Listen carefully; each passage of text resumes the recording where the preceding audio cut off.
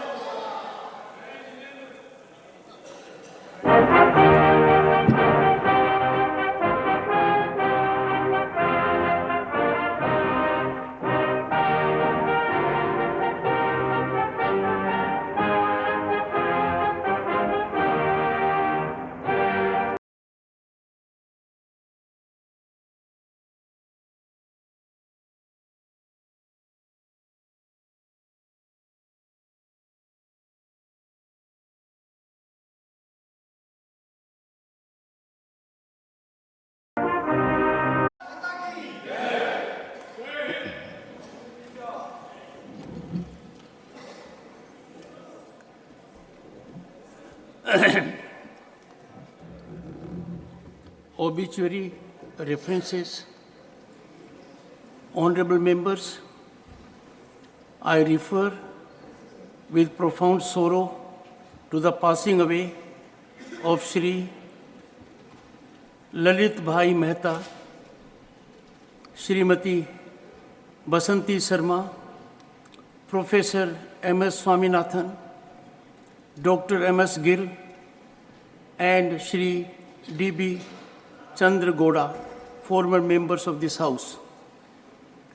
Shri Lalit Bhai Mehta passed away on the 8th of July 2023. He served as a member of this august House from 1999 to 2005, representing the state of Gujarat. Born on 30th of July 1937 at Wankaner in Gujarat, Shri Mehta rendered his invaluable service to society in various capacities, including as Principal of Arts and Commerce College, Wankaner, President of Wankaner Municipality, and as Managing Director of Rajkot Nagrik Sehkari Bank Limited. He was also deeply committed to the development of the deprived sections of society. In passing away of Shri Lalit Bhai Mehta, the country has lost an eminent educationist, a dedicated social worker, and an able parliamentarian. Srimati Basanti Sharma, a leading voice of women empowerment from Northeast, passed away on the 8th of September 2023.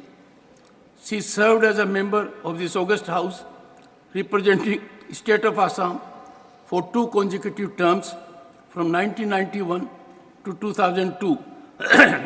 Born on 1st March 1944 in Tinsukia district of Assam, Srimati Basanti Sharma took keen interest in educating women and worked tirelessly for abolition of child labor. During her time in this hallowed chamber, she championed as a crusader for development of northeastern regions of India. In the passing away of Srimati Basanti Sharma, we have lost a staunch advocate of women upliftment, champion of the rights of children, and a model parliamentarian.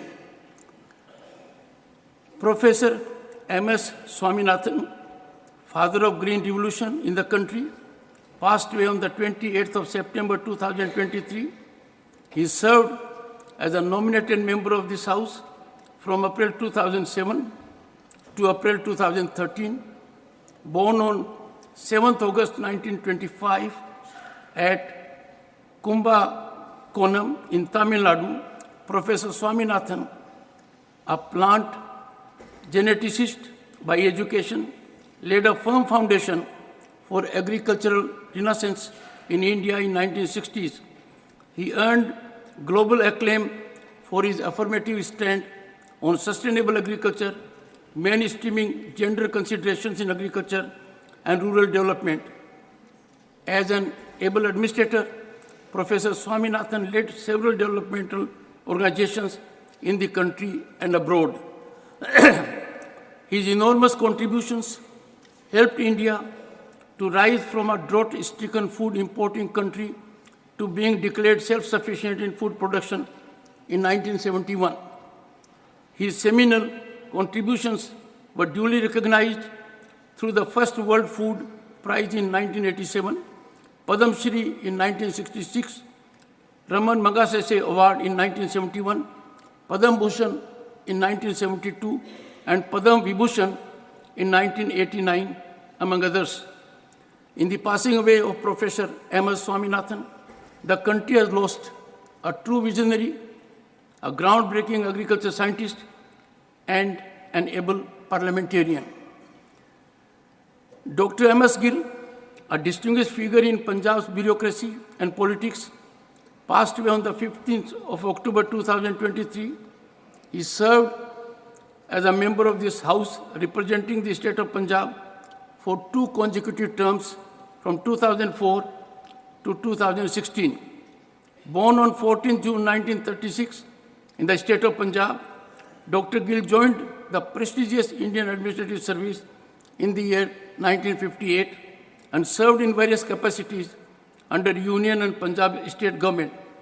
Dr. Gill, an outstanding administrator, also served as the Chief Election Commissioner from 1996 to 2001. And it was during his tenure that electronic voting machines were successfully introduced in Indian elections. He also served as a minister in the Union Council of Ministers, holding portfolios of youth affairs and sports, and statistics and program implementation. Dr. Gill received several awards, including the prestigious Padam Vibhushan, awarded in the year 2000. In the passing away of Dr. M.S. Gill, the country has lost a capable administrator, a prolific writer, and an illustrious parliamentarian. Sri D.B. Chandra passed away on the 7th of November 2023. He served as a member of the Distinguished House representing the state of Karnataka from April 1986 to December 1989. Born on 26 August 1936 in Chikmalgaru district of Karnataka, Sri Chandra had an illustrious political career spanning over 4 decades. An advocate by profession, he had an illustrious political career which included being a member of Lok Sabha for 3 terms from 1971 to 1984, member of Legislative Assembly 3 terms, and Legislative Council of Karnataka. He was also a cabinet minister in the government of Karnataka from 1979 to 1980. In the passing away of Sri D.B. Chandra the country has lost an able administrator and a distinguished parliamentarian. Honorable members, we deeply mourn the passing away of Sri Lalit Bhai Mehta, Srimati Basanti Sarma, Professor M.S. Swaminathan, Dr. M.S. Gill, and Sri D.B. Chandra I request the honorable members to rise in their places and observe silence as a mark of respect to the memory of the departed.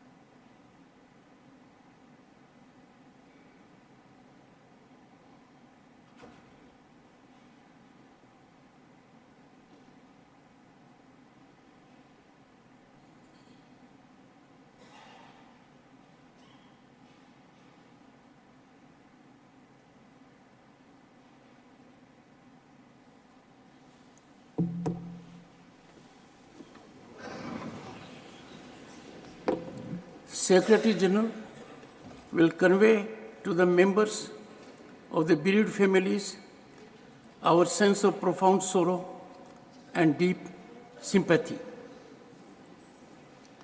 Papers to be laid on the table. Secretary General. Kind permission, I rise to lay on the table a copy of the Constitution 128th Amendment Bill 2023, passed by the House of Parliament during 261st session of Rajya Sabha and assented to by the President. Sri Rao Sahib Dadarao Danve. सभापति महोदय, मैं आज की कार्यसूची में मेरे नाम के सामने क्रम संख्या 3 पर उल्लेखित कागजातों को सभा पटल पर रखता हूँ। श्री कौशल किशोर। जी, आपकी अनुमति से मैं आज की कार्यसूची में क्रम संख्या 4 पर मेरे नाम के समक्ष सूचीबद्ध कागजातों की एक एक प्रत हिंदी व अंग्रेजी में सभा पटल पर रखता हूँ। Shri V Muralidharan. Respected Chairman, sir, with your permission, on behalf of my colleague Sri Ajay Bhattji, I rise to lay the papers listed against his name at serial number 5 in today's revised list of business. Reports of the Department-related Parliamentary Standing Committee on Home Affairs, Sri Brajlal. Thank you, Chairman, sir. I rise to present the following 3 reports in English and Hindi of the Department-related Parliamentary Standing Committee on Home Affairs. Number 1, 246th report on Bharatiya Nyaya Sanghita 2023. Second, 247th report on Bharatiya Nagarik Suraksha Sanghita 2023 and 248th report on the Bharatiya Saksh Bill 2023. The reports were presented to the Honorable Chairman Rajya Sabha on 10th number 2023 when the House was not in session and forwarded to the Honorable Speaker Lok Sabha on the same day. Orders for the publication and circulation of the report were given by Honorable Chairman Rajya Sabha. Thank you, sir.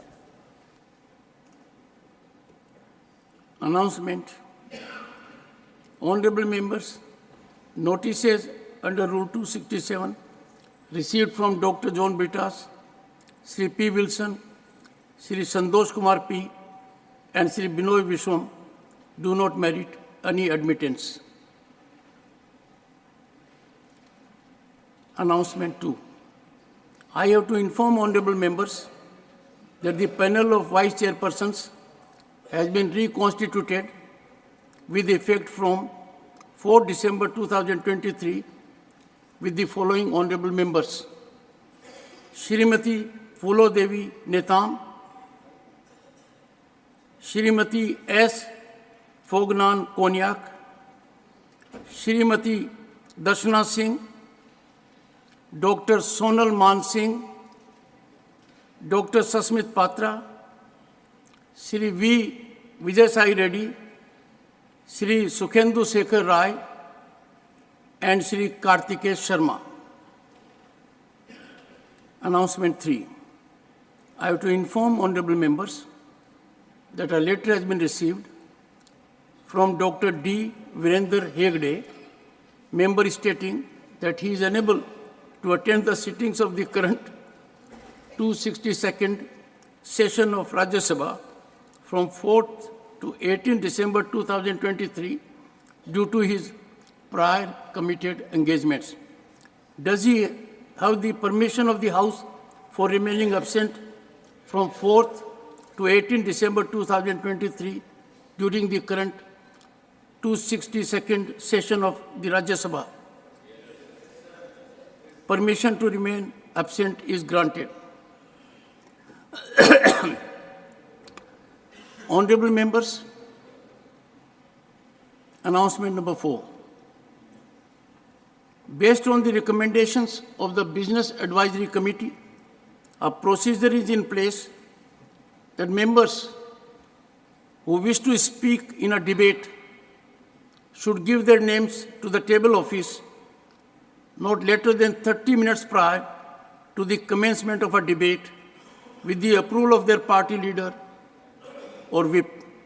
The procedure is also brought to the notice of the honorable members through issuance of a para in the Parliamentary Bulletin Part 2 before the commencement of every session. However, honorable members, it has been observed that during the course of debates, requests are received from the members from various parties to participate in such debates, and at times without the approval of their party leader or whip. This practice causes difficulty in regulating the speaking time of parties as well as individual members. Honorable members are accordingly requested to kindly adhere to the stipulated procedure and send their names for participation in a debate at least 30 minutes prior to its commencement through their party leader or whip. Matters raised with permission. Shri Dhananjay Bhimrao Mahadik. धन्यवाद उपसभापति जी। आपने मुझे महाराष्ट्र में 16 ज़िलों में ओलावृष्टि और बेमौसम बरसात से फसलों के नुकसान के संदर्भ में बोलने का अवसर दिया। उपसभापति जी, महाराष्ट्र में प्रारंभिक नुकसान अनुमान के मुताबिक हाल की बेमौसम बारिश और ओलावृष्टि के कारण राज्य भर में फसल की क्षति 1.3 लाख हेक्टेयर तक पहुंच गई है। महाराष्ट्र में बेमौसम बारिश और ओलावृष्टि ने 3,93,325 हेक्टेयर भूमि पर फसलों को नुकसान पहुंचाया है, जिससे उत्तरी महाराष्ट्र, मराठवाड़ा और विदर्भ, इनमें से ठाणे, पालघर, रत्नागिरी, सिंधुदुर्ग, नासिक, धुळे, नंदुरबार, जळगाव, अहमदनगर, पुणे, सातारा, छत्रपति संभाजीनगर, जालना, बीड, हिंगोली, परभणी, नांदेड़, बुल्ढाना, अकोला, वासिम, यवतमाल और गढ़चिरौली के करीबन 96 तालुकाओं में बहुत बड़े पैमाने पे फसलों की हानि हुई है। प्रभावित फसलों में अंगूर, धान, केला, प्याज, सोयाबीन, कपास और गन्ना शामिल है। मैं महाराष्ट्र की सरकार की ओर से केंद्र सरकार से अनुरोध करता हूं कि जल्द से जल्द जो प्रस्ताव महाराष्ट्र सरकार की तरफ से आएगा, 33% से अधिक क्षति पर जो मुआवजा तय किया गया है, उन किसानों को, क्षतिग्रस्त किसानों को जल्द से जल्द मदद की जाए। धन्यवाद sir. Shri जगेश।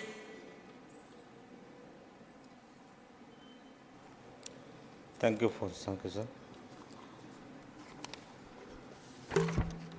I'll speak in my language.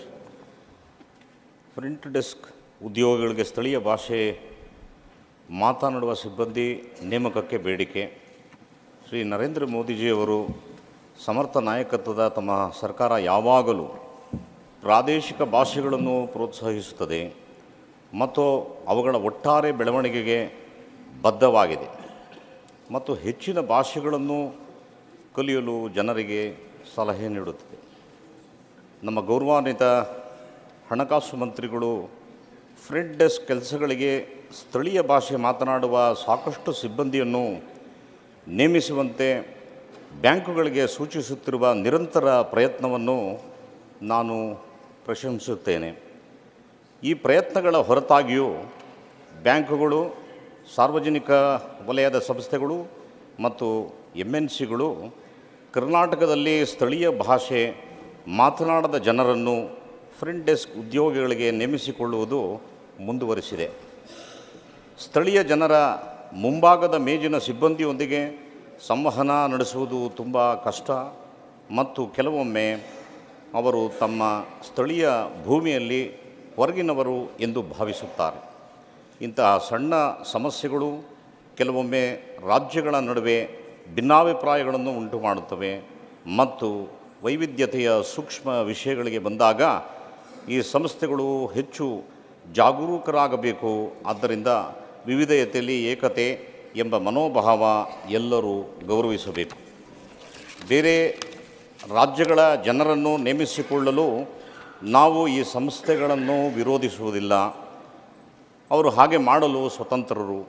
ಕರ್ನಾಟಕದ ಜನರು ಬಹಳ ವಿಶಾಲ ಮನಸ್ಸಿನವರು ಮತ್ತು ಇತರ ರಾಜ್ಯಗಳ ಎಲ್ಲ ಜನರನ್ನು ಹೃದಯದಿಂದ ಸ್ವಾಗತಿಸುತ್ತಾರೆ ಮತ್ತು ಯಾವಾಗಲೂ ಅವರು ತಮ್ಮ ಕುಟುಂಬದವರಂತೆ ನೋಡಿಕೊಳ್ಳುತ್ತಾರೆ.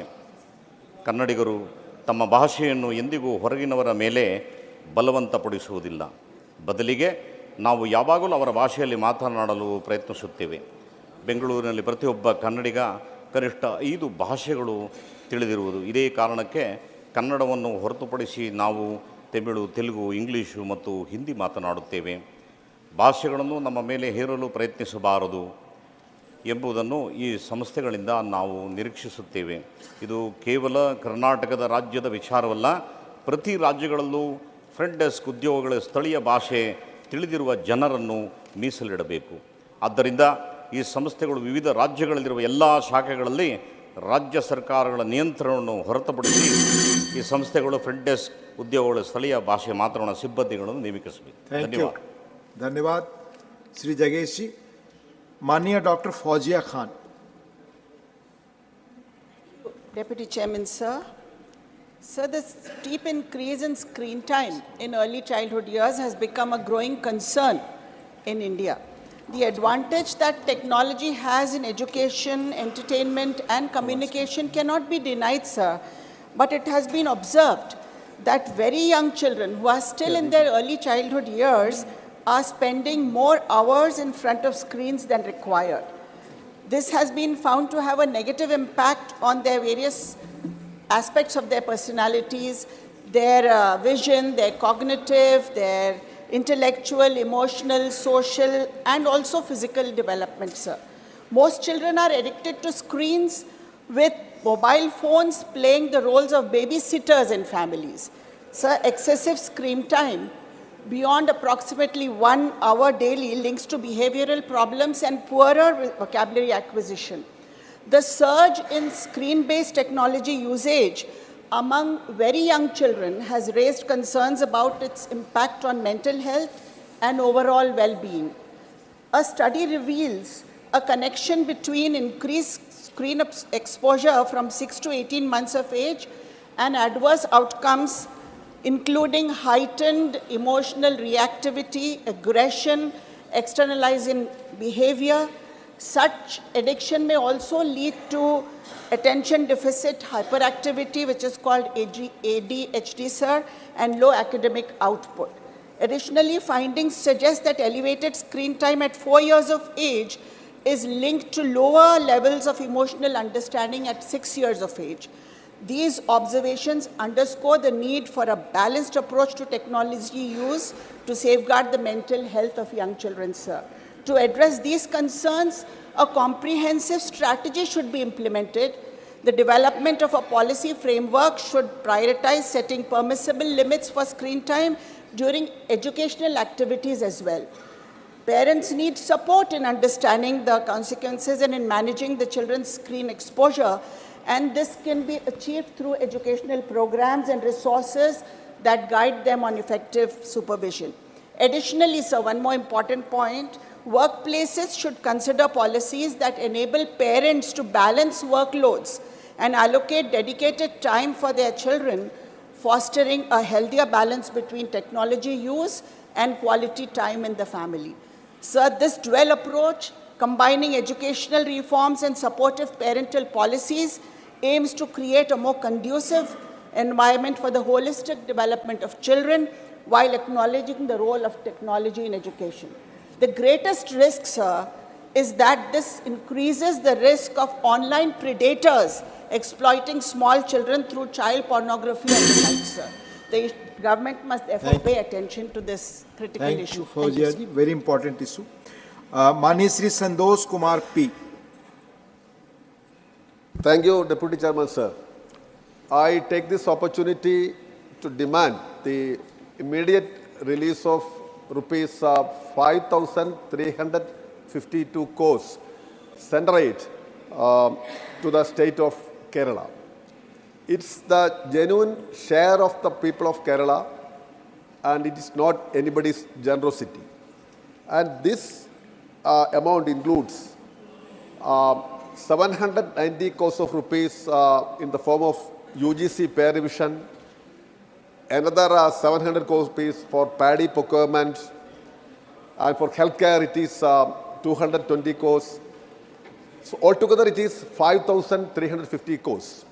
And the state of Kerala properly submitted all the documents and made certain changes which were suggested by the central government.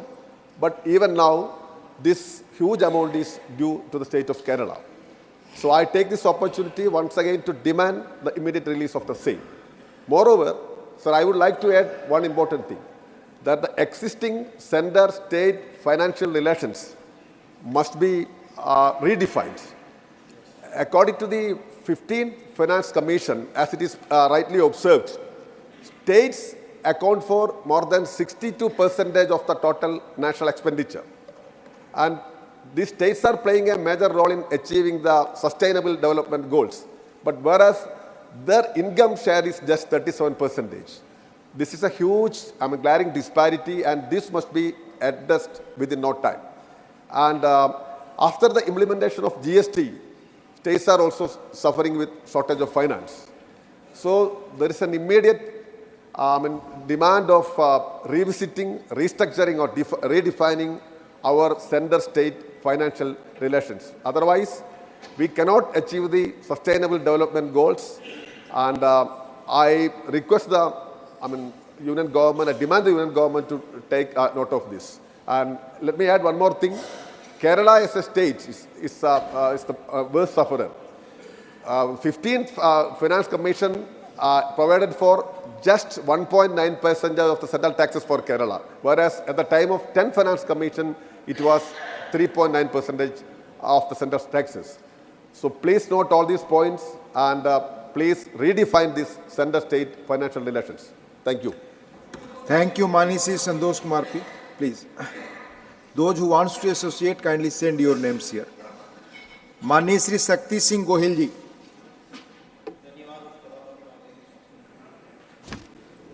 मैं एक गुजरात के मछुआरों का इश्यू आपकी इजाज़त से उठाना चाहता हूँ। हमारा गुजरात का दरिया किनारा पाकिस्तान से सटा हुआ है। आज भी 156 मछुआरे पाकिस्तान की कैद में है। सर, पाकिस्तान का कानून कहता है कि अगर आपने गलती से बॉर्डर क्रॉस की है तो maximum imprisonment is for 3 years, 3 साल से ज़्यादा कैद में नहीं रख सकते हैं। पर 3 साल बीत जाने के बाद भी वो वहीं पे कैद में है। पाकिस्तान मरीन हमारी सरहद से हमारे मछुआरों को उठा के ले जाती है, और जब फिशिंग बोट्स वहाँ रहती है उसके अंदर से सारे पुर्जे उठा लेते हैं, चुरा के ले जाते हैं। तो अगर वो फिशिंग बोट वापस भी आती है तो हमारे मछुआरों के किसी काम की नहीं रहती है। इसी को चलते हमने कुछ चीज़ें मांग थी उनकी, मनमोहन सिंह जी की सरकार थी, हम मिले और 3-4 चीज़ें की थी। मैं आपके ज़रिए सरकार से अनुरोध करना चाहता हूं कि उसको पुनः शुरू किया जाए। एक हमने शुरू करवाया था कि यहाँ मछुआरा का फैमिली अगर डाक भेजेगा, खत लिखेगा तो उसे कैद में मिलेगा, और कैद से मछुआरा जो पाकिस्तान की कैद में है वो अपने फैमिली को खत लिख सकता था। वो शुरू हुआ था, इस सरकार की रेजिम में वो बंद हो गया है। एक परिवार का बंदा किसी दुश्मन देश की कैद में है और उसके हालचाल भी परिवार नहीं जान सके, आप उनकी मानसिकता समझ सकते हो। तो वो शुरू होना चाहिए। दूसरा हमने करवाया था, उस सरकार ने उस वक्त किया था कि जो भी मछुआरा फिशिंग बोट वहाँ गया और फिशिंग बोट वहाँ रख ली है तो उसके लोन की जो किस्तियाँ उसको रोक दिया जाता था और उसको सब्सिडी फिशिंग बोट के लिए दी जाती थी। वो भी आज शुरू नहीं है। तीसरी हमारी मांग थी और वहाँ पे हुआ था, पर राशि बहुत कम है, कि जो भी कमाने वाला जो है वो तो चला गया कैद में, और जनरली ये फिशिंग बोट में परिवार के जितने भी मेल मेंबर्स या कमाने वाले होते हैं वो साथ में होते हैं, वो चले जाते हैं, इधर सिर्फ बच्चे और महिलाएं बचती हैं। तो उनको कुछ सब्सिडीज मिलनी चाहिए। उस वक्त की सरकार ने एक बहुत बड़ी राशि ट्रैकिंग सिस्टम के लिए दी थी, कि जीपीएस दिया कि जिसे मछुआरे को भी पता चले कि मैं अगर बॉर्डर क्रॉस कर रहा हूं तो वो वापस रहेगा। ये इम्प्लीमेंटिंग एजेंसी गुजरात गवर्नमेंट थी। C&AG ने कहा कि भारत सरकार ने जो पैसे फिशरमैन की सेफ्टी के लिए दिए जीपीएस सिस्टम के लिए, उसमें बहुत बड़ा भ्रष्टाचार हुआ है और इसी वजह से जीपीएस का सिस्टम चल ही नहीं रहा है। मैं सरकार से अनुरोध करता हूं, भारत सरकार की ये राशि थी, C&AG ने कह दिया है तो हम तो मानते हैं कि बहुत सीरियस चीज़ है, तो इसकी जांच भी होनी चाहिए सीबीआई के जरिए। Thank you sir. माननीय श्री अनिल प्रसाद हेगड़े जी। Thank you, Chairman. Thank you, Deputy Chairman, for giving me the time to speak on an important issue of farmers who are custodians of traditional seed varieties. So, India had rich agrodiversity. Scientist Dr. Rajya had documented thousands of valuable paddy varieties which were evolved and selected by our ancestral farmers. Though Green Revolution paradigm eroded this rich agrodiversity wealth, our farmers continue to conserve some of them in their farms. Despite great logistical hardships and financial hardships, these farmers are conserving thousands of varieties of different crops.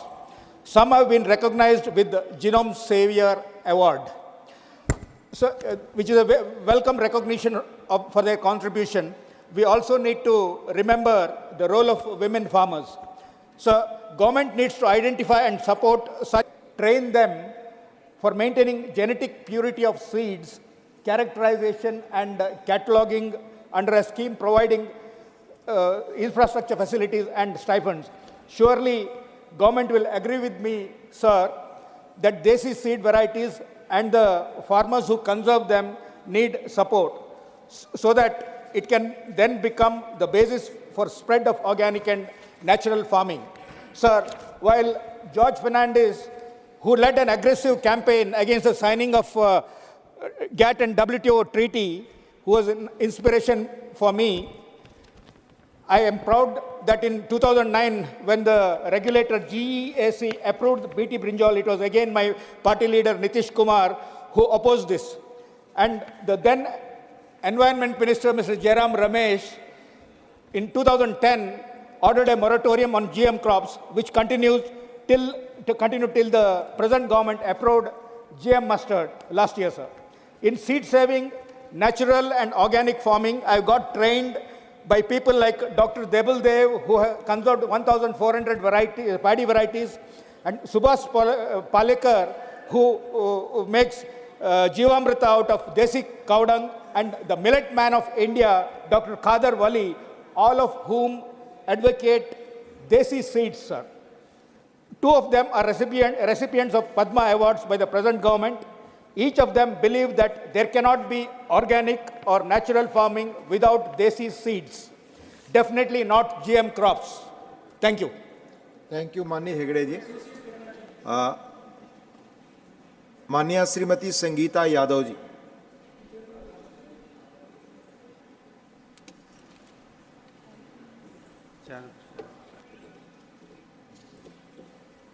माननीय उपसभापति जी, आपने acid attack पीड़ितों की दुर्दशा के संबंध में मुझे बोलने का अवसर दिया, इसके लिए मैं आपको धन्यवाद देती हूँ।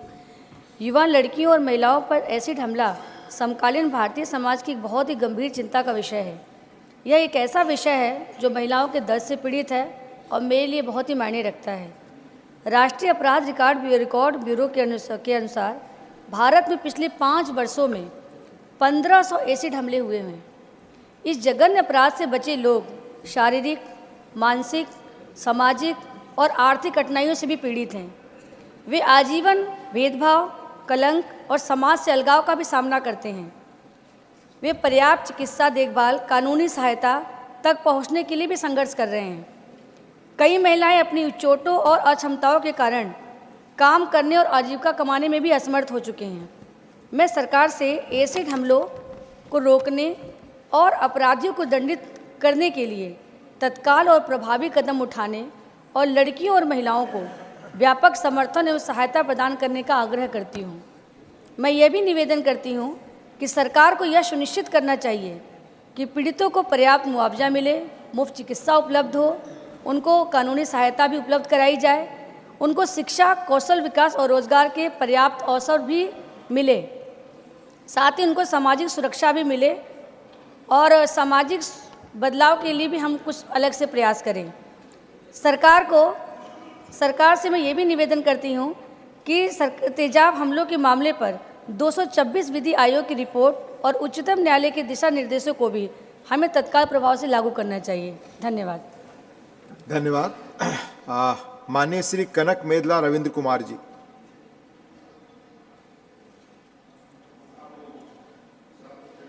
అవకాశం ఇచ్చినందుకు ధన్యవాదములు సార్.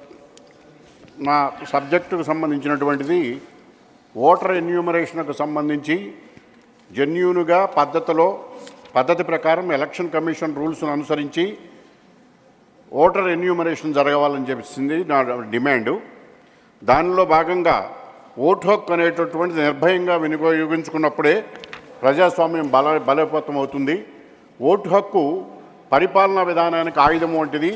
ప్రజాస్వామ్యానికి దిక్చూచి అయిన అలాంటి ఓటు హక్కును కొన్ని రాష్ట్రాల్లో ఎటువంటి నోటీసులు లేకుండా తొలగిస్తున్నారు. అధికారంలో ఉన్నటువంటి అధికార పక్షం వారు ఓటర్లు తొలగించడానికి రాష్ట్ర యంత్రాంగాన్ని ఉపయోగించుకుని అధికారాన్ని దుర్వినియోగం చేసేటటువంటి పరిస్థితి కనపడుతున్నది.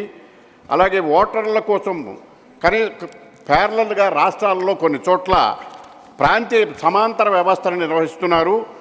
పంచాయతీరాజ్ బదులు పంచాయతీ సచివాలయాలని, మున్సిపాలిటీలో గృహ సారథులని అనేక మందిని ఇట్లాంటి వాళ్ళను నియమించి ఓటర్ ఎన్యూమరేషన్ కార్యక్రమంలో నిబంధనలకు విరుద్ధంగా ఓటర్లలో తొలగించు కార్యక్రమంలో భాగంగా చేస్తున్నారు. అది ముఖ్యంగా మా రాష్ట్రానికి సంబంధించి ఆంధ్రప్రదేశ్లో ఎక్కువ జరుగుతున్నది. ఈ విషయంలో మాకు ఇంతకుముందు గతంలో ఎలక్షన్ కమిషన్కి మేము చాలా రిప్రజెంటేషన్స్ ఇచ్చి ఉన్నాము. అలాగే ఉదాహరణకు అనకాపల్లి పరిధిలో 70,000 ఓట్లు తీసివేశారు. నర్సీపట్నంలో 17,000 ఓట్లు తీశారు. మాడుగుల్లో 9,500 ఓట్లు తీసివేశారు. ఎన్నికల కమిషన్ లెక్క ప్రకారమే, రాష్ట్ర ఎన్నికల కమిషన్ లెక్క ప్రకారమే దాదాపు 10 లక్షల ఓట్లు గోల్మాల్ చేసేటటువంటి ప్రయత్నం జరిగింది. వాటిని సరిచేయలేదు ఈ రోజు వరకు. వాటిని సరిచేయమని చెప్పేసి సెంట్రల్ ఎలక్షన్ కమిషన్కి, చీఫ్ ఎలక్టరల్ ఆఫీసర్కి, అలాగే డిస్ట్రిక్ట్ ఎలక్షన్ ఆఫీసర్లకి కూడా రిప్రజెంటేషన్ ఇవ్వడం జరిగింది. అయినా కూడా ఎటువంటి చర్యలు తీసుకోలేదు. వాటిని తొలగించడం కోసం రాష్ట్రంలో ఉన్నటువంటి అధికార యంత్రాంగం ప్యారలల్ యంత్రాంగాన్ని ఉపయోగించి ఎలక్షన్ కమిషన్ నిబంధనలకు విరుద్ధంగా ఆంధ్రప్రదేశ్లో ఓట్లు తొలగిస్తున్నటువంటి వైనాన్ని ఎన్నికల కమిషన్ దృష్టికి తీసుకువెళ్ళినప్పటికీ కూడా సరిదిద్దనందువల్ల మేము ఈ రోజున పార్లమెంట్లో ఇక్కడ లేవదీయవలసి వచ్చింది. ప్రజాస్వామ్య పరిరక్షణకు వజ్రాయుధమైన ఓటు హక్కును పౌరులకు లేకుండా ఎన్నికల్లో దొడ్డిదారిని గెలవాలనేటువంటి ప్రయత్నంతో జరుగుతున్నటువంటి ఈ చర్యను మేము తీవ్రంగా ఖండిస్తూ, మొత్తానికి ఎన్నికల కమిషన్ ఇప్పటికైనా దృష్టి పెట్టి మేము చెప్పిన అవకతవకల పైన వీటిపైన సరైనటువంటి చర్యలు తీసుకోవాలని, ఎలిజిబుల్ ఓటర్లను చేర్పించాలని ఫారం 7 బల్క్గా ఇస్తూ ఓటర్లను తొలగించడానికి అధికార పార్టీ వాళ్ళు తయారు చేస్తున్న సందర్భంలో వాటిని పరిశీలించి చేయాలని, తొలగించే ముందు ఓటర్కి నోటీసులు ఇవ్వాలని మేము ప్రత్యేకించి కోరుతున్నాము. దీనిపైన రాష్ట్ర అధికార యంత్రాంగం దుర్వినియోగం చేస్తుంది కనుక వేరే రాష్ట్రాలను అధికారులను నియమించి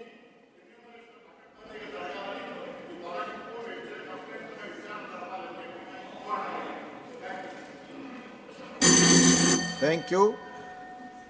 माननीय Kanakamedala Ravindra Kumar ji, state governments पे जो आपके कमेंट है as per rules will examine whether it will go or not, please. माननीय Shri V Vijayasai Reddy. Deputy Chairman, sir. Sir, the provisions for reservation were introduced in the Constitution of India to provide education and employment opportunities to the backward classes, that is BCs, so that they could be at par with others in the society, with other sections in the society.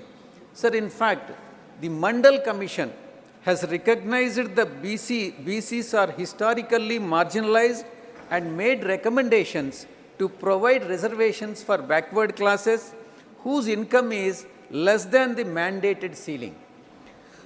Though the mandate other BCs whose income is higher than the mandated, the labeled mandated limit, were excluded, and they are called as creamy layer and excluded from the reservation, sir. Sir, the creamy layer was introduced and it was first raised to 2.5 lakhs in 2004, revised to 4.5 lakhs in 2008, revised again to 6 lakhs in 2013, and last revision took place in 2017 at 8 lakhs per annum. Sir, the enhancement is done to adjust for the inflation once in 3 years. However, the existing limit for creamy layer has not been revised for the last 6 years. During this time, the inflation increased manifold. Applying 3-year formula, the revision of creamy layer limit is twice overdue till now, sir. The delay in revising the creamy layer limit has denied the reservations to many needy and deserving backward classes, that is BCs. There is an urgent need to revise the income criteria. The Ministry of Social Justice also recommended increase the limit from present 8 lakhs to 12 lakhs of rupees. Therefore, I strongly urge the Union government to revise the creamy layer limit and ensure that 3-year interval of revising the creamy layer limit is strictly adhered to. This will ensure the true social equality for all BCs in the country. Thank you very much, sir. Thank you, Vijay Sai Reddy ji. Mani Shri M. Muhammad Abdullah.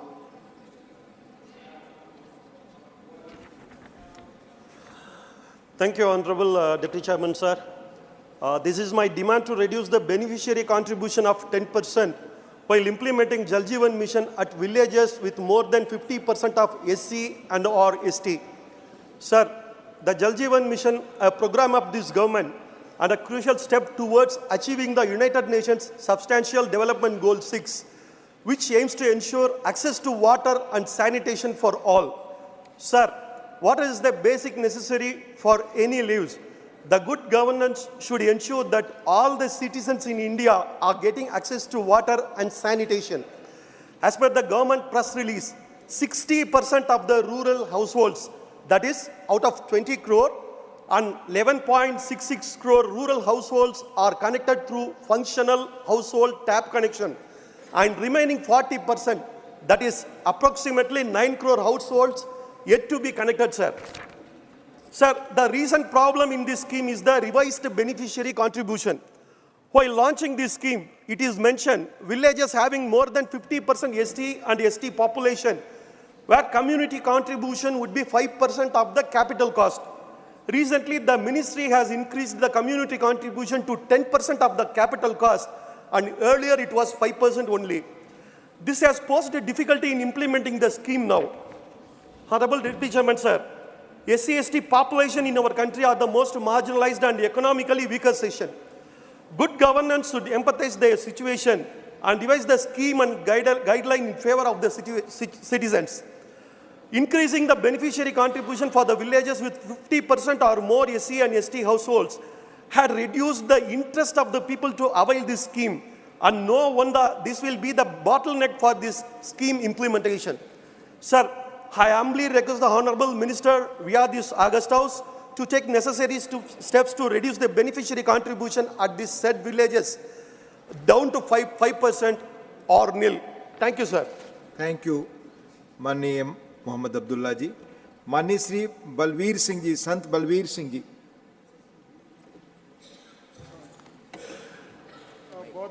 बहुत ਧੰਨਵਾਦ ਉਪ ਸਭਾਪਤੀ ਜੀ, ਤੁਸੀਂ ਆਪਾਂ ਨੂੰ ਸਮਾਂ ਦਿੱਤਾ। ਸੋ ਅੱਜ ਅਸੀਂ पर्यावरण का पोल्यूशन, हवा का प्रदूषण जोड़ा सब तो मारू सिद्ध हो रहा, वो उत्ते असी संसद का ध्यान दिवाना चाहते हैं। सो गुरु नानक पातशाह ने अज तो 500 साल तो वध समा पहला जो उपदेश दिता सी, पवन गुरु पानी पिता माता धरत महत, दिवस रात दोए दाई दाया खिले सगल जगत। अज सारा विश्व ता एनवायरमेंट के पोल्यूशन तो पीड़ित आ, ਉਹਦੇ ਵਿੱਚ ਜਿਹੜਾ ਭਾਰਤ ਦੇ ਵਿੱਚ ਬਹੁਤ ਵੱਡਾ ਪੋਲਿਊਸ਼ਨ ਆ, ਜਿਹਦੇ ਨਾਲ ਬਹੁਤ ਵੱਡਾ ਨੁਕਸਾਨ ਜਿਹੜਾ ਹੈ ਉਹ ਜਿਹੜਾ ਹੈ ਦੇਸ਼ ਵਾਸੀਆਂ ਦਾ ਹੋ ਰਿਹਾ। ਹਵਾ ਦੇ ਪ੍ਰਦੂਸ਼ਣ ਕਾਰਨ ਹਰ ਸਾਲ 21,08,000 ਮੌਤਾਂ ਜਿਹੜੀਆਂ ਹਵਾ ਦੇ ਪੋਲਿਊਸ਼ਨ ਕਰਕੇ ਹੋ ਜਾਂਦੀਆਂ, ਜਿਹੜੀ ਕਿ ਬਹੁਤ ਵੱਡੀ ਗਿਣਤੀ ਆ। ਇਸ ਹਵਾ ਦੇ ਪੋਲਿਊਸ਼ਨ ਦੇ ਕਾਰਨ ਜਿਹੜੀਆਂ ਹੋ ਰਹੀਆਂ ਮੌਤਾਂ। ਇਸ ਵੇਲੇ ਜੇਕਰ ਹਵਾ ਦੀ ਜੋ ਗੁਣਵੱਤਾ ਦੀ ਗੱਲ ਕਰੀਏ ਤੇ ਦਿੱਲੀ ਦੇ ਵਿੱਚ ਸਿਰਫ ਸਾਲ ਦੇ ਵਿੱਚ ਇੱਕ ਦਿਨ ਹਵਾ ਜਿਹੜੀ ਹੈ ਉਹ ਨਾਗਰਿਕਾਂ ਨੂੰ ਸ਼ੁੱਧ ਮਿਲੀ ਹੈ।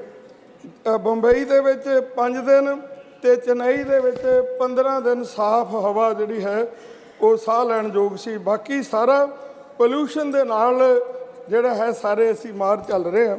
ਸੋ ਅਸੀਂ ਧਿਆਨ ਦਿਵਾਉਣਾ ਚਾਹੁੰਦੇ ਕਿ 2019 ਦੇ ਸਮੇਂ ਤੋਂ ਹੋਣ ਵਾਲੀਆਂ ਮੌਤਾਂ ਦੇ ਪ੍ਰਦੂਸ਼ਣ ਕਾਰਨ ਜਿਹੜਾ ਵਿਸ਼ਵ ਦੀ ਜਿਹੜੀ ਹੈਗੀ ਆ $37.8 ਬਿਲੀਅਨ ਦਾ ਨੁਕਸਾਨ ਹੋਇਆ, ਜਿਹੜੀ ਭਾਰਤ ਦੀ GDP ਦਾ 1.37% ਕੁੱਲ GDP ਦਾ ਹਿੱਸਾ ਹੈ।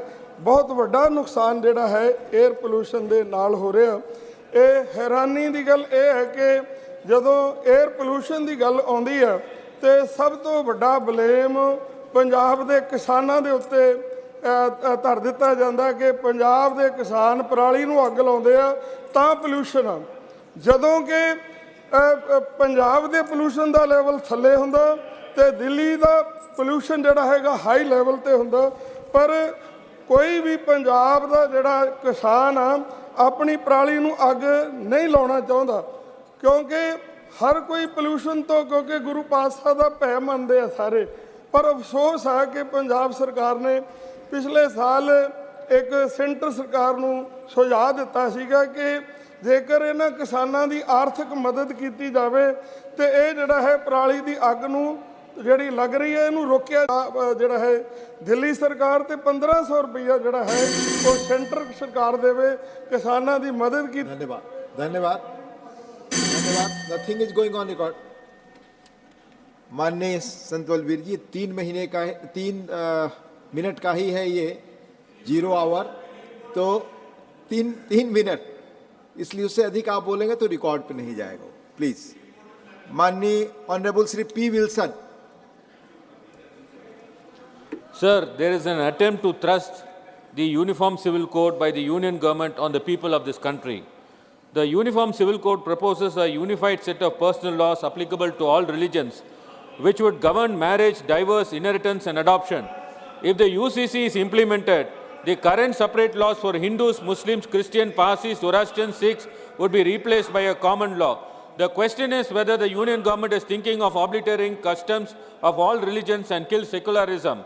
India is a remarkably diverse country encompassing a wide range of religious, cultural and linguistic variations. Within Hinduism, numerous subcultures exist, each distinguished by its individual identity, traditions and customs. Imposing a single set of personal laws on all religions, subsects and denominations could potentially erode their distinctiveness and rich diversity. Sir, the first casualty of UCC would be the Hindu tribes, especially from states like Assam, Nagaland, Mizoram, Meghalaya, Tripura, Manipur, Arunachal Pradesh, Goa, Karnataka, who have a unique customs and traditions, who are all protected by Article 371, A to H of Constitution, and the UCC would destroy these constitutional guarantees. The second casualty is freedom of religion, guaranteed by Article 25 of the Indian Constitution, not only for minorities, but also for the majority religion. Additionally, Article 29, which protects the rights of the minorities to preserve and protect their distinct culture, will erode the unique culture and traditions of minorities. Thirdly, UCC would affect the advantages given to the Hindu undivided family in property and taxation laws. Most religious treat marriages as a holy sacrament. UCC will reduce it to a civil transaction like property transaction and will destroy the sanctity of these sacraments.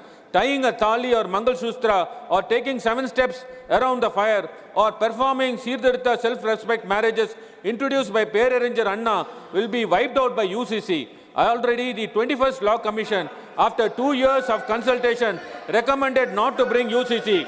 The Constituent Assembly itself assured while enacting Article 44 that unless there is a consensus by all citizens of this country, the Uniform Civil Code should not be implemented.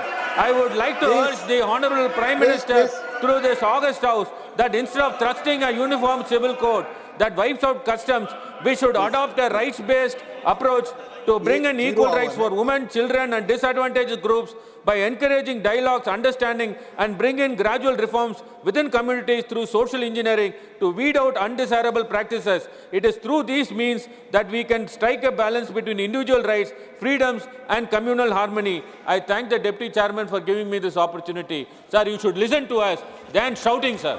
Thank you. Please, no. Mani Sri Dr. V. Sivasan. Dr. V. Sivasan, please. Please, nothing is going on record. Sir, please. Javadekar ji, please. Please. Mani Sri V. Sivasan, please. Respected Chair. The painful incident has occurred in Silky You have to area speak for tunnel. 2 minutes because Mr. Sri Sir, Ajay Pratap Singh, sir. Honorable Employee Associate.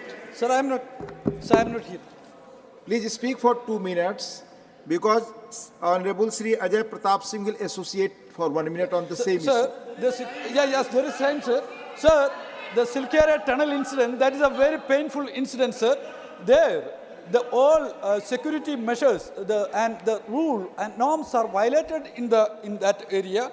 The company has violated, sir. Why this sad incident was happened? What was the inquiry report after the incident? Sir, this was not in the first time in that area. Earlier, 17 times it was reported. The workers already told that. So, the transparent inquiry, the fair inquiry is very necessary there. Sir, the entire world, in that day, 17 days, the 41 persons, 41 workers, they were in the tunnel. Sir, entire world was watched the incident. In that Silky area tunnel, the security violations, lot of violations are there, sir. There was no safety exist. Basically, the plan it was there, but really it was not there, sir. Then another thing, sir, the escape route was planned, but it was not it was not executed, sir. No trench gauges or safe tubes were not there, sir. Workers working in unprotected parts of the trench, so it should be ensured. The workers say that the hume pipes which were required per safety norms were not there, sir. This gross negligence of the part of the company, it should be ensured. Sir, Please. the 59 Honorable seconds. Ajay Pratap Singh will associate on the same issue. Sir, Honorable Ajay Pratap Singh, please, on the same issue for 1 minute. Please. आप लोग please, आपको मालूम है कि जो associate करते हैं उन्हें 1 मिनट और जो मुख्य बोलने वाले होते हैं उन्हें 2 मिनट सेम इशू पर. This has been the practice. Please, yes, on the same time, same issue, 3 minutes please. आप बोलें. माननीय उपसभापति महोदय, हमारे साथी पी शिवदासन जी ने जिस विषय का उल्लेख किया है उस विषय के संदर्भ में उनका अपना दृष्टिकोण हो सकता है, उनके अपने विचार हो सकते हैं, लेकिन मैं सदन के स्मरण कराना चाहता हूं कि जब हमारे प्रधानमंत्री आदरणीय श्री नरेंद्र मोदी जी ने इस सदन में पहले दिन पहला कदम रखा था तो उन्होंने कहा था कि उनकी सरकार गरीबों को समर्पित सरकार होगी, और इस घटना ने यह दिखा दिया है कि माननीय प्रधानमंत्री जो कहते हैं उसको चरितार्थ करते हैं. माननीय प्रधानमंत्री महोदय को, माननीय उत्तराखंड के मुख्यमंत्री महोदय को, जनरल रिटायर्ड श्री वीके सिंह जी को और इस बचाव कार्य से जुड़े हुए सभी तकनीकविद, सभी सलाहकार, सभी रैट माइनर्स और सभी पक्षों को मैं बधाई देता हूं, धन्यवाद देता हूं कि उन्होंने बड़ी सूझबूझ के साथ इस बचाव कार्य को संपन्न कराया है और सारे 41 मजदूरों को सुरक्षित बाहर निकाला है. Please. Honourable Shri A D Singh, honourable A D Singh, honourable A D Singh, honourable A D Singh, माननीय एब्सेंट, माननीय श्री अयोध्या रामी रेड्डी, माननीय श्री अयोध्या रामी, माननीय AD Singh, please. Priyanka ji, please sit. आपका नाम नहीं है लिस्ट में. It's not accepted. It is not going on record. No. माननीय AD Singh, you speak. That will go on record. आप बोले. बोले, आप बोले. The National Green... The National, Please, Mani Shri A.D. Singh ji, please speak. the National Green Tribunal in 2014 banned all diesel vehicles. Please, nothing is going on record. Shri A.D. Singh ji, please. The Priyanka National ji, Green do not Tribunal obstruct. 2004 banned Please, all it's diesel your name vehicles is not here. Please. older than 10 years and petrol ones older than 15 years. The ministry has also issued a notification in 2023 for deregistration and scrapping all vehicles owned by the central and state government that do not comply with NGT order. Delhi government has issued orders for deregistration and scrapping vessels. Further, we know that older vessels are at risk to road safety, consumes more fuel and pollute the environment. To tackle the problem, the government has come out with a vehicle scrapping policy. Under this scheme, the persons opting for scrapping the vessels get incentive in the form of reduced registration fee and road taxes besides the incentives from the auto industry. As per government estimate, at present there are more than 1 crore vehicles that are required to be deregistered and scrapped across the country, for which government has approved 70 registered vehicle scrapping facility, out of which 38 are operational. However, the situation on the ground level, particularly in NCR, is totally different. There are lakhs of vehicles, including government vehicles flying, which has reached the 10 years diesel and 15 years 10 years petrol and 15 years diesel mark, adding to the cause of pollution. The whole purpose of NGT order and the government efforts are defeated by this omission on the part of the concerned department to take action. It is high time that all end-of-life vehicles should be deregistered and scrapped. Thank you. Thank you. Please, Manya Priyanka ji, your issue is a state subject. It has been not allowed. Please, it's not going on record. Please. Manya Shri Ajodhya Rami Reddy, not present. Shri Niranjan Vishi, Honorable Shri Niranjan Vishi, not present. Honorable Shri Vaiko, yes, you have given your issue. It's on concern for frequent attacks and arrest of Indian fishermen by Sri Lanka Navy. You have given a subject for... Please. Sri Vaiko, please. You do not want to speak? So, Honorable Sri Alaram Karim ji, your issue is there. Mani Sri Alaram Karim, need to increase share of central government in various important government schemes like PMAY, etc. Please. Sir, Mr. Chairman, sir. I have submitted please, an important issue related with the financial position of Kerala. My colleague Santosh presented here that matter. With the development activities and other things, Kerala is facing acute shortage of finance. Sir, we request the Government of India to revisit the Financial Commission's definitions and the principle of fund allocations. Now, our borrowing limit is drastically reduced. And some public sector companies, those who have taken loan for their purpose, it is also calculated as state borrowing. Sir, that is a unfair practice. So far, such attitude was not taken against any state. Government of India's public sector, certain departments, particularly National Highway Authority, has taken huge loan. It is not calculated as the loan of Government of India. So these principles are to be revisited. And also the amount spent by the state towards land acquisition for National Highway, that is also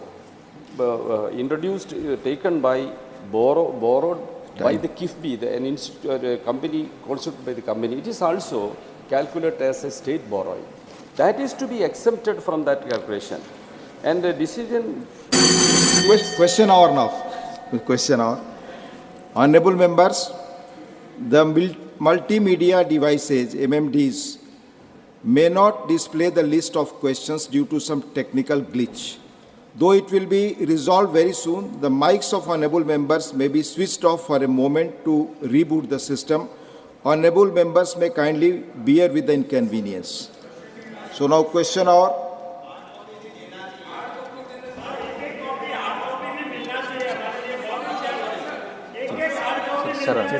chairman sir ठीक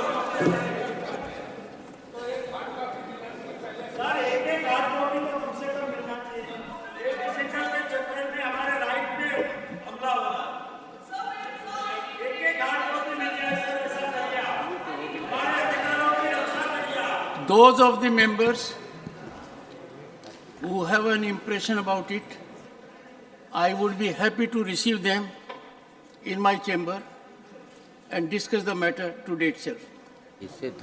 Question number 1, Shri Kartikeya Sharma.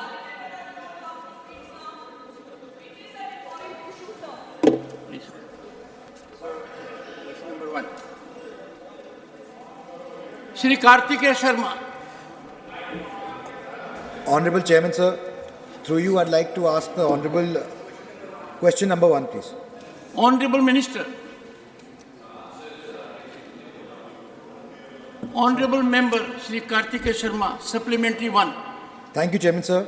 So I'd like to ask the Honorable Minister if the Ministry is considering to take any steps to safeguard the rights and the interests of the passengers of airlines, just like the rights of airlines and airline crews are defined. As there have been many instances that have come to light where passengers are mistreated, and especially older people and people who are first-time flyers coming from rural areas. So in the name of safety and procedure, if the government and the ministry is planning... Be pointed. Honorable Minister. अध्यक्ष महोदय, ये एक बहुत महत्वपूर्ण प्रश्न है उड़ान योजना पर, और आपके द्वारा मैं सदन को ये भी सूचित करना चाहता हूँ कि ये एक महत्वाकांक्षी योजना प्रधानमंत्री नरेंद्र मोदी जी की है कि आखिरी शहर तक हम नागर विमानन क्षेत्र को हम जोड़ पाएँ, और पूरे देश में बहुत विस्तार हुआ है। 517 रूट्स वर्तमान में प्रचलित हैं, और इस उड़ान योजना की एक बहुत महत्वपूर्ण भूमिका हम देख सकते हैं। एक नया उड़ान का सफ़र मध्य प्रदेश, राजस्थान और छत्तीसगढ़ में कल के दिवस में भी हो पाया है, और इस सफ़र को हम प्रधानमंत्री जी के नेतृत्व में आगे भी ले जाएंगे। दूसरे राज्यों में इसका विश्वास भी हम सदन को देना चाहते हैं। जहाँ तक प्रश्न कार्तिकेय जी ने आज इस सदन में पूछा है, मैं उनको विश्वास दिलाना चाहता हूँ नागर विमानन मंत्रालय से कि सेफ्टी और सिक्योरिटी हमारे मंत्रालय की प्राथमिकता है। सिक्योरिटी के लिए हमारी संस्था बीकैस, ब्यूरो सिविल एविएशन सिक्योरिटी, अपनी तगड़ी निगरानी सारे एयरपोर्ट्स पे रखती है, और सेफ्टी के लिए डीजीसीए जो हमारी संस्था है, हर एक एयरलाइन और हर एक एयरपोर्ट के लिए कार जो सिविल एविएशन रूल होते हैं उसे इशू करती है, ताकि हमारे यात्रियों की सुरक्षा, उनकी सेफ्टी और उनकी सुगमता का पूर्ण ध्यान रखा जाए। जो मुद्दा उन्हें उठाया है, कोई भी मिसट्रीटमेंट किसी भी पैसेंजर के साथ होगा जिसकी सूचना मंत्रालय को मिलती है, फौरन उस एयरलाइन या उस एयरपोर्ट दोनों को सूचित किया जाता है, जवाब लिया जाता है, और जहां कोई भी एयरलाइन या एयरपोर्ट दोषी पाया जाए, पेनल्टी मंत्रालय के द्वारा पूर्ण रूप से फिक्स की जाती है। Second supplementary, Shri Kartikeya Sharma. Thank you, Chairman, sir. Through you, I would like to ask the Honorable Minister whether the Ministry has considered opening of or increasing the number of pilot training institutes in the country given the increase in demand in the aviation sector. Honorable Minister. Sir, ये बहुत महत्वपूर्ण प्रश्न कार्तिकेय जी ने उठाया है। हमारा नागर विमानन क्षेत्र की विस्तारता आने वाले दिनों में बहुत बढ़ने वाली है। प्रधानमंत्री जी के नेतृत्व में जिस देश में 65 वर्षों में केवल 74 एयरपोर्ट थे, आज 149 एयरपोर्ट, हेलीपोर्ट और वाटरड्रोम प्रचलित हो पा रहे हैं। हमने इस संख्या को दुगना से ज़्यादा कर दिया है 9.5 वर्षों में, और हमारी प्राथमिकता है कि इसे हम आगे जाके बढ़ाएं। हमारे एयरलाइंस की भी पूर्ण क्षमता आगे बढ़ने वाली है। एयर इंडिया ने 470 प्लेन की ऑर्डर डाली है, इंडिगो ने 500 प्लेन्स की ऑर्डर डाली है, और आने वाले दिनों में इस क्षेत्र को एक बैकबोन आवागमन के क्षेत्र में पूरे देश का हम बनाने वाले हैं। ये विश्वास मैं सदन में आपके द्वारा मैं देना चाहता हूँ। Doctor Fauzia Khan. Sir, the Udan scheme has been designed to make air travel more accessible to common man. But there are problems in bidding process, and that is why we are not able to operate the way we should be in remote areas, sir.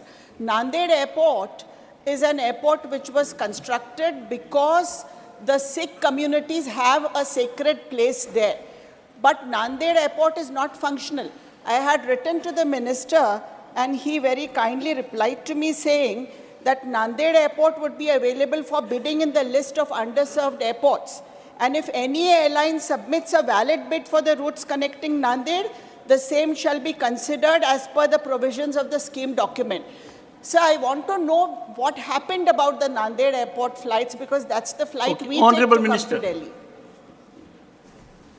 अध्यक्ष महोदय, सांसद महोदय ने मेरे साथ पत्रचार इस विषय पर किया है, और हमारे सलाहकार समिति में भी ये विषय उठी है।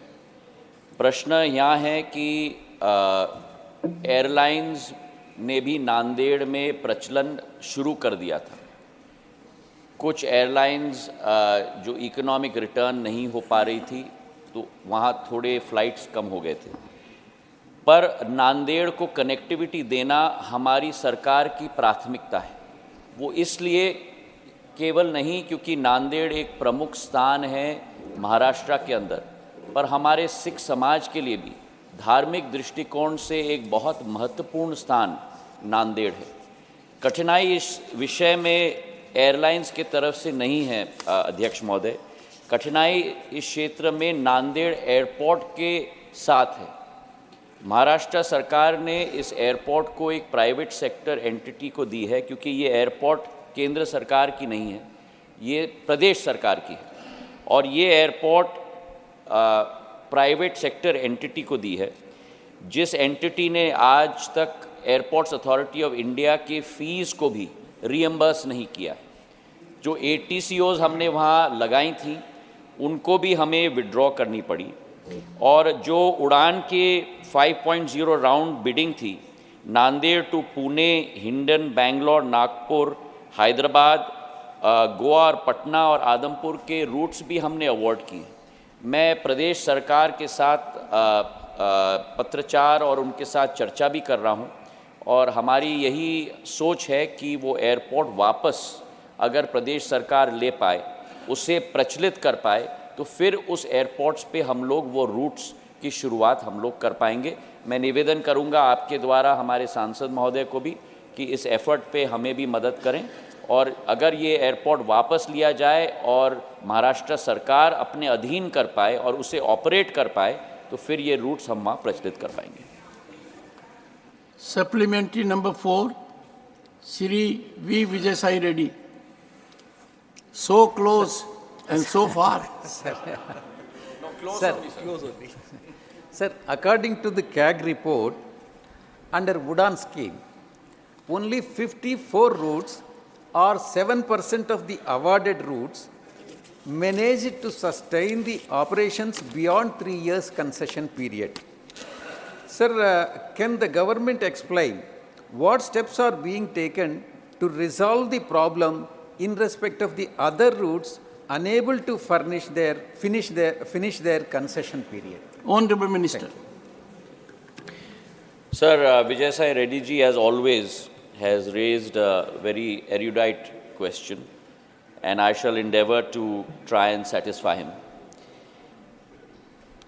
In every situation, sir, you can always look at a glass half full or a glass half empty. Vijay Sai Reddy ji proposes to look at it from a half empty viewpoint. We in government look at it from a half full viewpoint. These were routes and airports that had been wiped off the civil aviation map. It is only due to the efforts of Prime Minister Narendra Modi ji that today under Udan Yojana, 76 airports that were never on the civil aviation map of India in its history have today reappeared on those maps. It is only due to the efforts of Prime Minister Narendra Modi and the government that today 1.30 lakh passengers have travelled through Udan Yojana who could never ever dream of travelling on a plane before. It is only because of his vision that today 2.75 lakh flights have operated in India due to the viability gap funding that has been proposed and given by the central government for this scheme in particular.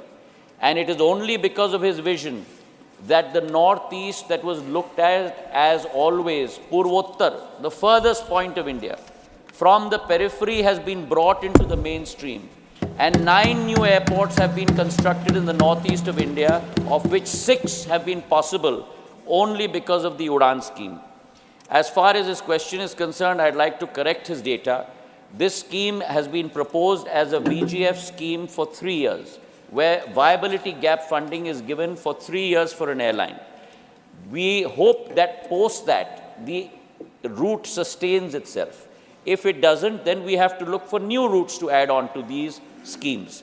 That's why we have a target of 1,000 routes over the period of the scheme. Today, 517 routes have been operational. His data is slightly dated because he relies on the CAG report. The current data, I'd like to correct him, is 78 routes are still continuing after 3 years. 40% of the routes are operational, 15% of those are continuing after 3 years, and it is our endeavor that as India grows, as people grow accustomed to air travel, this will only increase in the days to come. Our projection is that from 144 million travelers in 1920, by the year 2030, India will have 42 crore travelers by civil aviation in the days to come. Sri Rajiv Shukla, fifth supplementary. मंत्री जी ने उड़ान योजना के तहत तमाम connectivity तो बनवाई है, लेकिन मैं ये कहना चाहता हूँ कि कैंसिलेशन लास्ट मिनट पे जो होता है फ्लाइट्स का, उससे लोग बहुत परेशान हैं। एक, उनको लोड नहीं मिलता, इस वजह से जो एयरलाइंस है तुरंत लास्ट मिनट पे कैंसिलेशन कर देती हैं। दूसरे, अभी फॉग आ गया है और इसमें जो है कैंसिलेशन से बचने के लिए क्या क्या उपाय उठा रही है सरकार, अगर बताने की कृपा करें तो बहुत अच्छा रहेगा। जवाब विस्तार में देते हैं, उसके लिए धन्यवाद पहले से ही। ऑनरेबल मिनिस्टर जी ने उड़ान योजना के साथ नहीं, लेकिन समूचे नागर विमानन क्षेत्र के साथ प्रश्न उठाया है। जहाँ तक कैंसलेशंस का सवाल है, हम लोगों के पास एक निर्धारित प्रक्रिया है जिसके आधार पर अगर कैंसलेशन होती है 1-2 घंटे फ़्लाइट के पहले, तो एयरलाइन को पैसेंजर्स के लिए इमीडिएट कनेक्टिंग फ़्लाइट का प्रावधान करना पड़ता है। अगर 5-6 घंटे के लिए फ़्लाइट नहीं मिल पाती तो एयरलाइन की ज़िम्मेदारी होती है पैसेंजर्स को होटल का कमरा देना, उनका रिफ़ंड देना, उनको अगले फ़्लाइट पर लगाना। तो ये नियम कार के आधार पर, सिविल एविएशन रूल्स के आधार पर निर्धारित है मंत्रालय के द्वारा। अगर कहीं भी उल्लंघन होता है तो मंत्रालय पूर्ण सतर्कता के साथ उस एयरलाइन के विरुद्ध प्रक्रिया और कार्रवाई इमीडिएटली करती है। जहाँ तक फॉग का विषय है, बहुत महत्वपूर्ण विषय है राजीव जी का, जो इस प्रश्न के साथ कोई ताल्लुकात नहीं रखता, लेकिन फिर भी उनके प्रश्न का उत्तर देने की मैं कोशिश करूँगा। फॉग एक ऐसा माहौल है जिस पर कोई डायरेक्ट कोरिलेशन हम नहीं रख पाते किस दिन फॉग आएगा नहीं आएगा। इसलिए 2021 में जब मैंने मंत्रालय का प्रभार प्रधानमंत्री जी के द्वारा मुझे दिया गया था, जुलाई के माह में नवंबर के लिए फॉग रूटीन के लिए हमने एक नई प्रचलन शुरू की। उसके 3-4 भाग थे। पहले तो हमारे कैट 1, कैट 2 और कैट 3 ट्रेन पायलट्स की संख्या एयरलाइंस को में बढ़ोतरी होने के लिए हमने उनको सीधा प्रावधान बनाने को कहा। उसी के साथ जो कैट 2 और कैट 3 ट्रेन्ड एयरक्राफ्ट न हो, उदाहरण के तौर पर ATR और Q400 बॉम्बार्डियर के, उनको हमने नॉन फॉग आवर्स में चलाने का प्रावधान हमारे विंटर शेड्यूल में हमने पहले से बना के रखा है। विंटर स्केड्यूल करीब करीब अक्टूबर के अंत के माह में बनता है, वो प्रावधान हमने बना के रखा है। पूरा विंटर स्केड्यूल में हर एक एयरलाइन का स्केड्यूल भी उसी फॉग के आधार पर नियंत्रित किया जाता है। कैट 3 एयरपोर्ट्स, IFR एयरपोर्ट्स मतलब इंस्ट्रूमेंटल फ्लाइट रेटेड एयरपोर्ट्स को कैट 1 पर हम लोग ले जा रहे हैं। कैट 1 के एयरपोर्ट्स को कैट 2 तक ले जा रहे हैं। कैट 2 के एयरपोर्ट्स को कैट 3 तक ले जा रहे हैं। फॉग से प्रभावित हमारे देश में करीब 18 से 19 एयरपोर्ट्स ही हैं।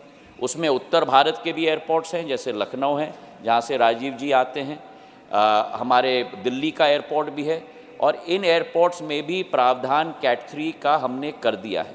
और इसी के तहत पिछले 20-21 वर्ष के विंटर स्केड्यूल में और 21-22 के विंटर स्केड्यूल में फॉग के ज़रिए कैंसिलेशंस 0.05% ही केवल हो पाए हैं और डिलेज 0.01% ही हो पाए हैं, क्योंकि वो स्केड्यूल ही हमने वैसे बनाने की कोशिश की है। कैट 3 ट्रेन पायलट्स की संख्या भी बहुत देश में बढ़ गई है, और कैट 2 और कैट 3 की भी, ताकि हर प्लेन का operation Boeing 737, A319, A320, cat 2-3 train pilots के आधार पे ही हो। Thank you sir. Question number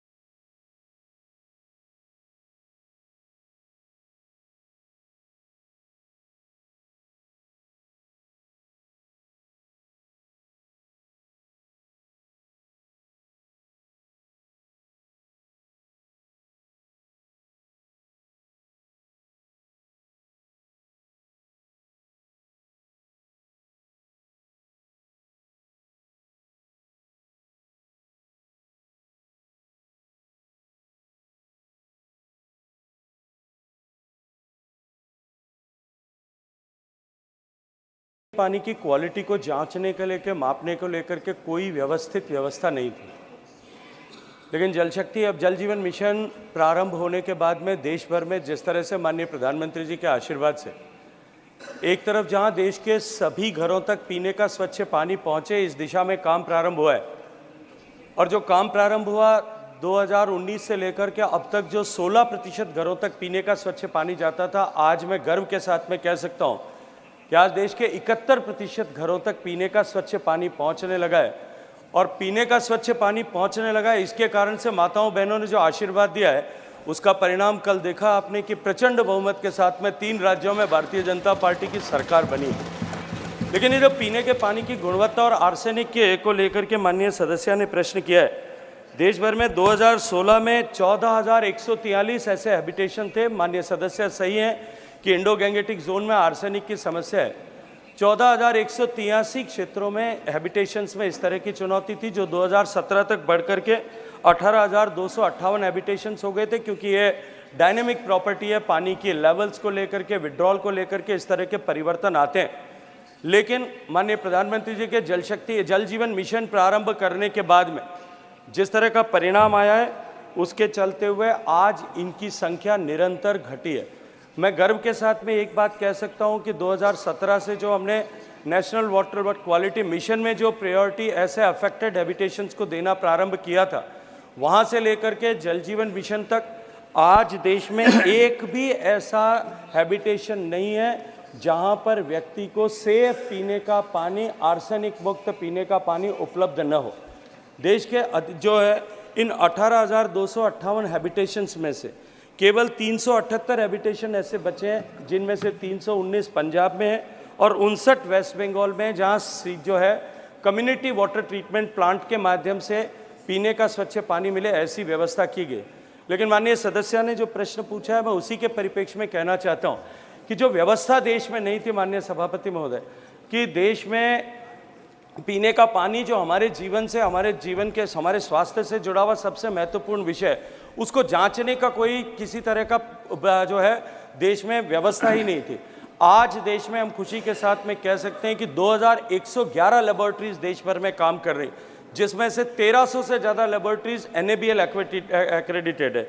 और माननीय चेयरमैन साहब, देश भर में 19-20 तक जहां केवल 50 लाख टेस्ट कुल मिलाकर के होते थे पीने का पानी की गुणवत्ता को जांचने का, ये जो व्यवस्था हमने की और देश भर में 23 लाख महिलाओं को ट्रेन करके जो फील्ड टेस्टिंग किट दिए laboratories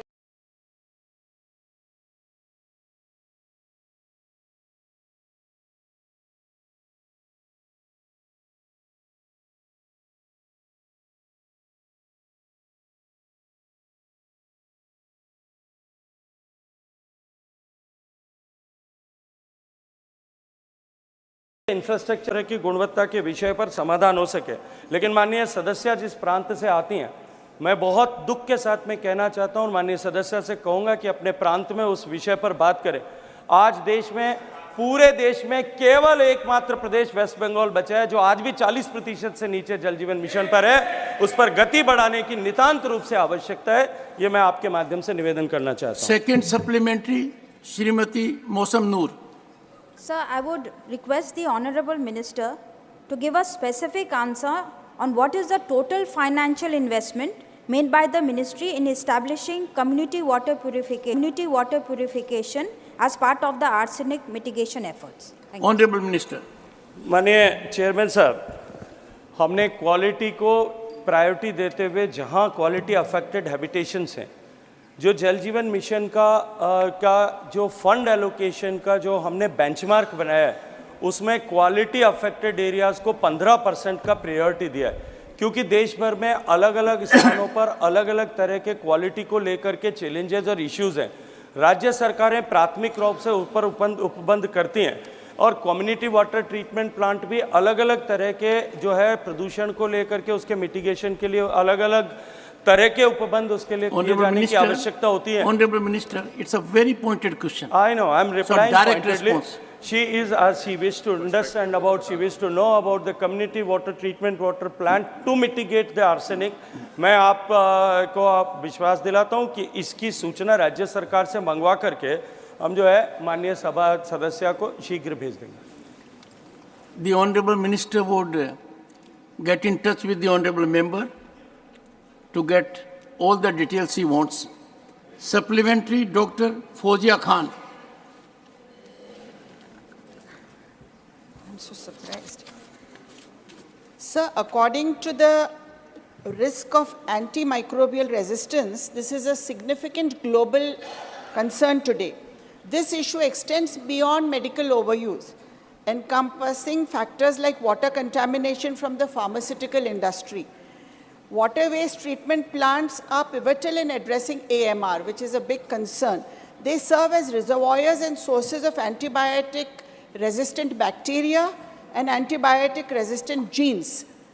So recognizing various sources as potential routes for AMR spread, including recreational water, specifically in the rural areas, sir, in light of these challenges, what proposals or initiatives has the ministry put forth or intends to propose to prevent water seepage into this declining groundwater? Additionally, are there steps taken to monitor the levels of AMR in groundwater? Honorable Minister. Chairman साहब, माननीय सदस्य ने अत्यंत महत्वपूर्ण प्रश्न किया और मैंने अपने पहले प्रश्न के जवाब में भी कहा है कि भारत में इस तरह का कोई प्रोटोकॉल और व्यवस्था ही पहले नहीं थी कि पीने के पानी की जांच की जा सके। और व्यवस्था न होने के चलते हुए सामान्यतया शहरी परिवेश में लोग अपने घर में इस तरह के वाटर ट्रीटमेंट प्लांट्स और RO वाटर ट्रीटमेंट प्लांट लगाने के लिए बाध्य थे।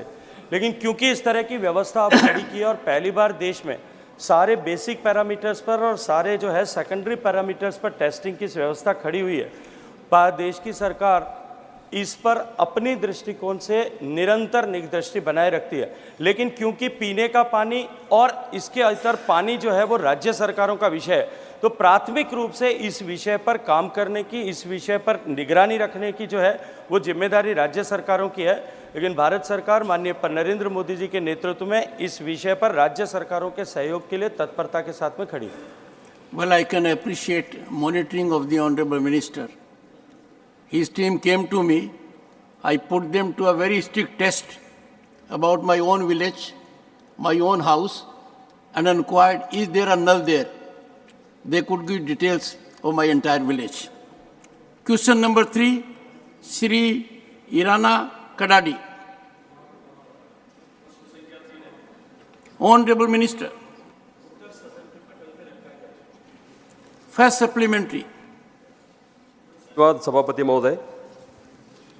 मेरा मंत्री जी से प्रश्न है कि क्या सरकार भूजल स्तर और पानी के प्रदूषण के आकलन के लिए तकनीक का प्रयोग करके पूरे देश में तालुका स्तर पर भूजल सेंसर्स का एक नेटवर्क बनाने का क्या प्रावधान करेगी? Honourable minister. माननीय चेयरमैन साहब, नितांत ही गिरता हुआ भूजल का स्तर हमारे देश के लिए अत्यंत बड़ी चिंता का विषय था, क्योंकि भूगर्भ के जल पर निर्भरता दुनिया में सबसे ज़्यादा भारत की, और हमारी कुल मिलाकर के विड्रॉल जो है वो दुनिया में हम सर्वाधिक करते हैं। 25% दुनिया के विड्रॉल का अकेला हम भारत में करते हैं। हमारे पीछे खड़े हुए पंक्ति में अमेरिका और चाइना दोनों को अगर साथ जोड़ दें तो उनका भी 1.5 गुना पानी हम विड्रॉल करते थे, और उसके चलते हुए निरंतर भूगर्भ का जल हमारा जो है वो कम हो रहा था।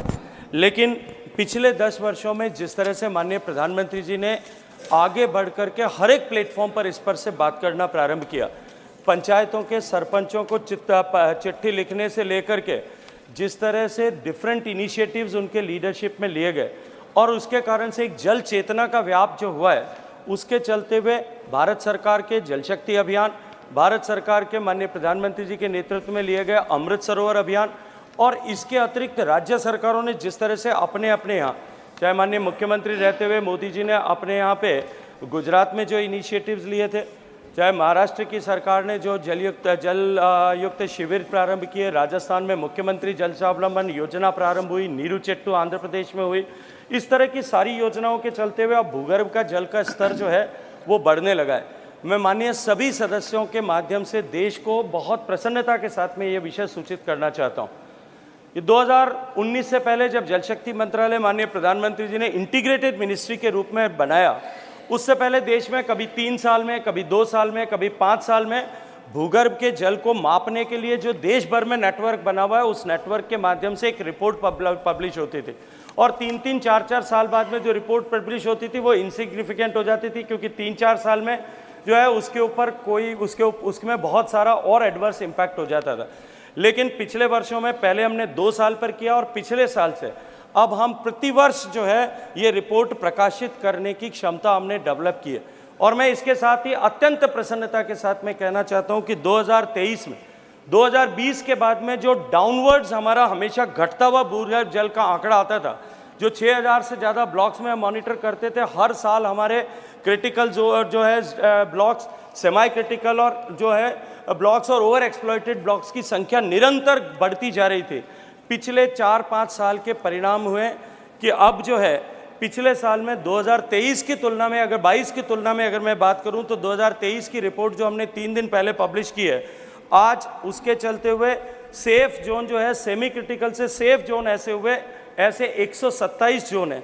ओवर एक्सप्लॉइट से क्रिटिकल की तरफ आकर के पॉजिटिव ट्रेंड हुआ, ऐसे ओवर जो है 27 ब्लॉक्स हैं, सेमी क्रिटिकल से सेफ हुए 127 ब्लॉक हैं, ओवर एक्सप्लॉइटेड से सेफ हो गए ऐसा 1 ब्लॉक है, और ओवर एक्सप्लॉइटेड से सेमी क्रिटिकल हुए ऐसे 4 ब्लॉक्स हैं।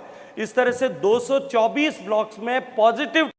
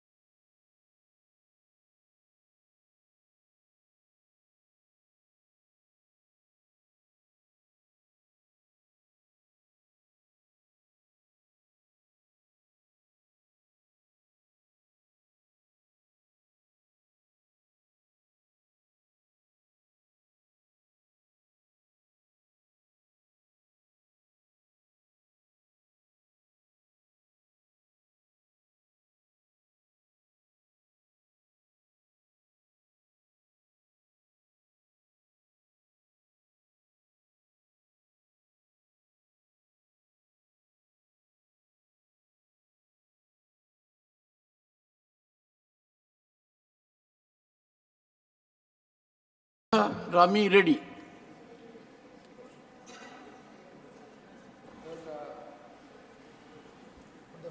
Provide an assessment of the impact of artificial structures for groundwater recharge in Andhra Pradesh and share plans for scaling or modifying these efforts based on observed outcomes.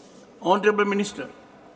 मैंने सभापति महोदय, जैसा मैंने एक निवेदन किया कि क्योंकि ये प्रत्यक्ष रूप से राज्य सरकार का विषय है, इसलिए राज्य सरकार को ही इसमें इनिशिएटिव लेकर के अपने प्लान्स बना करके और अपने योजनाओं को धरातल पर उतारना है।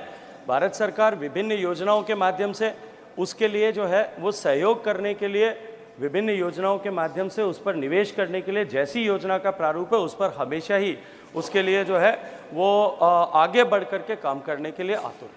Fourth supplementary, Dr. Fozia Khan.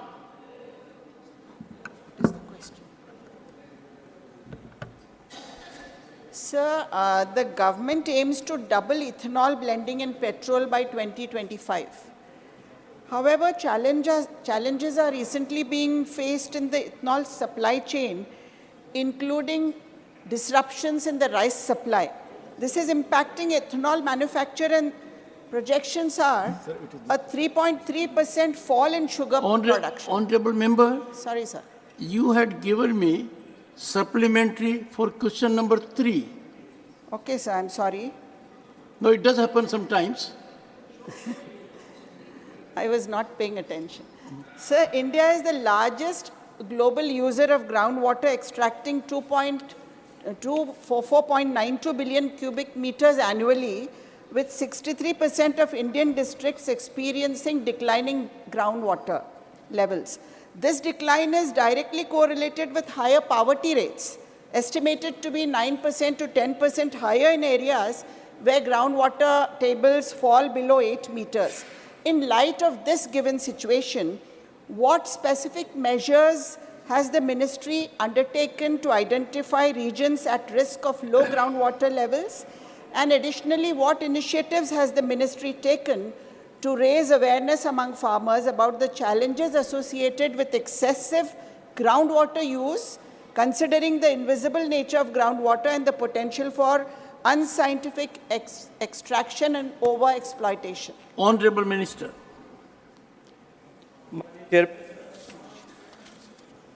हालांकि मैंने अपने पहले प्रश्न के मूल प्रश्न के उत्तर में बहुत विस्तार के साथ में इस विषय पर उत्तर दिया था कि प्राथमिक रूप से ये राज्य सरकारों का दायित्व है, लेकिन उसके साथ साथ में मैंने भारत सरकार ने जो इनिशिएटिव्स ग्राउंड वाटर के रिचार्ज को लेकर के, ग्राउंड वाटर की बदलती हुई परिस्थितियों को लेकर के, मुझे लगता है माननीय सदस्य का उस समय उनके संज्ञान में नहीं था, उन्होंने ध्यान नहीं दिया, लेकिन मैं फिर निवेदन करना चाहता हूं कि माननीय प्रधानमंत्री, लेकिन माननीय प्रधानमंत्री जी ने जिस तरह से 10 साल में जिस तरह से प्रारंभ से लेकर अब तक इस विषय को लेकर के जन चेतना का जागरण किया है, आज उसके चलते हुए निश्चित रूप से जो है उसका प्रभाव ग्राउंड वाटर पे रिचार्ज जिस तरह से बढ़ा है उस पर हुआ है।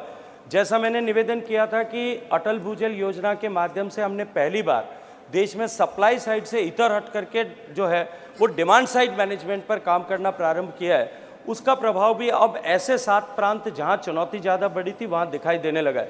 मैं एक उदाहरण माननीय चेयरमैन साहब आपके माध्यम से देना चाहता हूं कि अगर जो है स्थानीय सरकार किसी शहर की तय करती है और वो अगर ground water related activities, recharge activities पर काम करे, मेरे प्रदेश में डूंगरपुर एक शहर है जहां बहुत बड़ा तालाब आपके संज्ञान में आप जो है शहर के बीच में लेक होती थी जो सूख करके फुटबॉल का मैदान बन गई थी, क्योंकि पानी आज विज्ञान मानता है और 5000 साल पहले की भी हमारे जो है जो लेखों में, हमारी पुस्तकों में, हमारे पुराणों में लिखा गया है कि जमीन का पानी, सतह का पानी, जमीन के भीतर का पानी और नदियों का पानी सब आपस में कोरिलेटेड है। तो वहाँ पानी, क्योंकि जमीन का पानी विड्रॉल ज़्यादा हो रहा था इसलिए वहाँ की लेक सूख गई थी। वहाँ के स्थानीय नगर पालिका ने ये तय किया और तय करके हर एक घर की छत के ऊपर होने वाले रेन वाटर को डायरेक्टली ड्राइड अप हैंडपंप्स के साथ में जोड़ा, एक छोटा सा फिल्टर लगा करके, और जब उस पर काम करना प्रारंभ किया तो वहाँ का ग्राउंड वाटर रिचार्ज हुआ और ग्राउंड वाटर रिचार्ज हुआ, उसका परिणाम ये हुआ कि आज उस लेक में जो है बढ़िया नौकायन किया जा सकता है। इस तरह के इनिशिएटिव्स अगर सब राज्यों में, सभी शहरों में लिए जाएं तो उसके सकारात्मक परिणाम हो सकते हैं।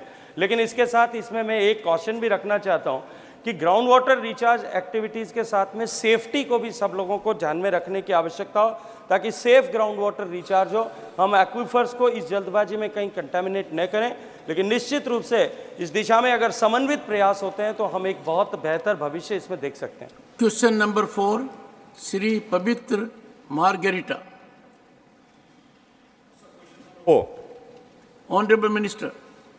Statement is laid on the table of the House. Supplementary 1, Shri Pavitra Margeta. Yes, sir. My first supplementary is that the state of Assam has been producing oil for the last century. And now my question is that how the people of Assam, the state of Assam, are getting benefit resulting from the oil production in the state of Assam along with the CSR activities in our state. Honorable Minister. Sir, I'm particularly pleased that the honourable member has asked this question about the history of oil exploration in the state of Assam and its current state. I'm happy, sir, because Assam is the state where all this began. In fact, sir, it was in the year 1886 that the first oil well was dug at a place called Digboy. And sir, the name Digboy is also very interesting because, as you will recall, sir, 1886, we were under the domination, governance of an alien dispensation, and it was the white master who was shouting, "Dig, boy." So from that Dig Boy came the Digboy oil wells, 1886, 1889. Sir, the first commercial scale oil well was produced and oil extracted. I think it was 20,000 gallons per day at Digboy, 1889, sir. And in 1901, the first refinery in Asia, not in India, but in Asia, came up in Digboy, sir. So I'm very happy, sir, because today we've come a long distance from there. Today, the state of Assam produces 4.2 million metric tons of crude oil, which accounts for something like 14.38% of the total crude oil produced in the country. Equally, the state of Assam produces 3.6 BCM, billion cubic meters of natural gas, which accounts for 10.43% of the country's natural gas production. Sir, it is axiomatic that whenever oil is stuck in any state, both the state government, the state revenues, the people of the state benefit from it, and equally the country as a whole benefits from it. Oil and natural gas and other forms of energy which we are producing, biofuels, compressed biogas, soon green hydrogen, they will all contribute to our enhancing our energy mix and to save precious amounts of foreign exchange on account of importation. On the crude oil front, sir, we are, because the economy is booming, is growing. Last quarter, sir, 7.6%. Overall, everybody estimates we'll have a rate of growth of over 6.5%. We still import 85% of our crude oil and, sir, about 50% of our gas. The state of Assam, sir, in the year 2019 to 20 and 2022 to 23, the state government's revenues from the production of natural gas, and every state government gets revenues from energy production, it was 9,291.17 crores for the revenues which accrued from the production of crude oil, sir, and 851.28 crores respectively, sir, from natural gas. Sir, these are the revenues which came on account of the royalties that the state government got. But, sir, there are other attendant benefits which also accrue. For instance, there is economic activity, both direct, indirect employment creation. There are thousands of local people get jobs. Sir, and I've been Minister for Oil and Petroleum and Natural Gas only for 2.5 years or so. I can say that different states would like now to enter the energy ecosystem because there is revenue for the state, there is employment for the people, etc. Sir, I think the honourable member also asked about the CSR which accrues from this kind of activity. Sir, I'm going to check the overall figure, but I do remember that recently I was in Assam where I had the privilege of inaugurating a hospital which has been made by CSR funds, Corporate Social Responsibility Funds, by ONGC. This is a hospital in Shivsagar, sir, and it cost 483 crores. Sir, the total amount of CSR activity which has come to the state of Assam from 2014 to 23 as a result of this is 1,600 crores, which has been spent by the oil and gas PSUs on CSR activity. And one hospital alone, which has CT scan, MRI, modular, OT facilities, 483 crores. So, but the beauty of it is, this is a hospital situated somewhere, and it will cover a vast catchment area. Large number of other adjoining districts will also benefit from it. So the answer, sir, which I now have, the figure is 1,600 crores for the period between 2014 and 23. We have had in the country 8 governments that didn't have this period also. I was part of one. Second supplementary, Sri Pavitra Margarita. Thank Pradhan Mantri Narendra Modi ji for earmarking and investing more than 40,000 crore rupees in the oil sector in Assam. My question is, second supplementary question to Honorable Ministers, is that what are the major projects are undertaken right at this moment in the state of Assam in the field of oil sector by the PSUs, especially the city gas connection and ethanol production, etc. Honorable Minister. Particularly pleased that the honourable member has chosen to ask this question because particularly after 2014, there has been an acceleration and more so in the last few years of the kind of projects which have been undertaken by the oil and gas PSUs or as OMCs as we call them. Sir, amongst the various major projects with overall project cost, these are about 44,000 crores as the honourable member says. Out of this, sir, Numaligarh refinery expansion project itself is about 18,968 crores. The Northeast gas grid is 9,265 crores. The Paradeep Numaligarh crude oil pipeline is another 9,058 crores. And the NRLS, that is Numaligarh biorefinery, is another 4,200 crores, sir. Sir, these are the projects which have already been sanctioned and where work is going on. The second component of the question related to ethanol. Sir, on ethanol as well, as the honourable member and others would be aware, sir, our ethanol or biofuels blending up to 2014 was about 1.5%. Sir, I was personally involved in the efforts which were made earlier. We had decided, rather the government of that day had decided that they wanted 5% ethanol blending in at least 10 or 15 of our states and union territories. But with the best efforts in the world, sir, we didn't proceed beyond 1.4, 1.5% for a variety of reasons. I think in order to succeed in ethanol blending, you need to put in place an ecosystem which will make it viable both for the feed providers, for the production of ethanol and for its use. Today, sir, I'm very happy we had a target of 10% blending by November 2022. We were able to achieve that target 5 months in advance. Our second target, sir, was 20% ethanol blending by 2030. The Honorable Prime Minister, because of the success of this and his leading up front, we were able to bring that target of 2030 to 2025. Today we are in a situation, sir, we are already doing 12% blending. We will achieve the 20% blending 5 years in advance. For that we need 1,000 crore litres. And sir, we are already at about 580 or 600 crore litres.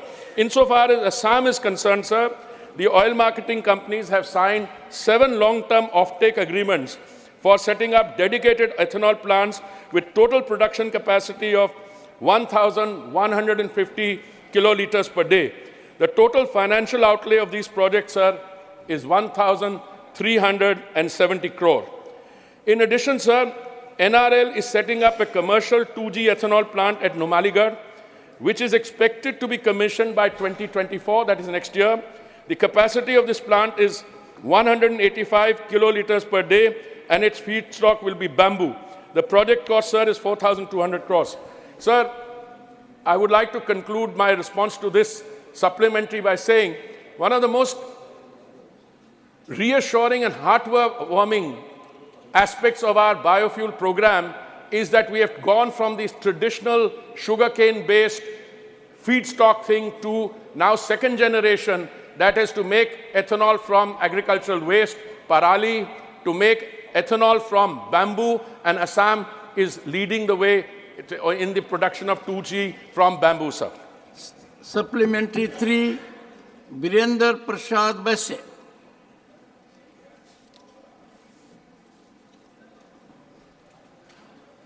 Your Thank you, supplementary, Honorable sir. Chairman, sir. Thankful to Honorable Minister to give him the detailed history of Assam oil producing state. Thank you, sir. You are very right. Asia's first refinery was established in Digboi, Assam, and it was built by British rule. Sir, direct question. Sir, Supplementary. I'm coming to the question, sir. Assam is an oil producing state. It is known to you, sir. When British was ruled Assam, India, at that time, Digboi refinery was established, sir. But after long back, sir, when Congress was ruled in our country, to get a refinery in Assam, when India was got freedom, we have to fight, we have to come to street, and we got the refinery in Guwahati, a mini refinery with production capacity only below 1 million tons, sir. But when this Narendra Modi government is coming, this government has taken lots of initiative, and now they have invested more than 80,000 in Numaligarh. Please ask your supplementary. Yes, Numaligarh refinery, 86,000. We are thankful to the Honorable Minister. Sir, by producing oil, Assam is getting royalty from the Union government. India is a oil deficit state, sir. We are importing crude oil from the abroad, sir. Now, I'd like to know from Honorable Minister, is Government of India seriously thinking about the increase of the royalty of crude oil production, which compare with the international? Honorable Minister. Very happy that the honorable member has decided through this supplementary to go deeper into the issue of earnings. And he wants serious response. And I'm going to give him a serious response with serious underline. With serious underline. Sir, the earnings of a state come from a variety of aspects of the ecosystem dealing with energy. Royalty is one aspect. Yes, as we increase our capacity, as more oil gets produced, as more oil gets refined, as the refinery expands. By the way, refinery expansion, we have currently 252 million metric tons per annum.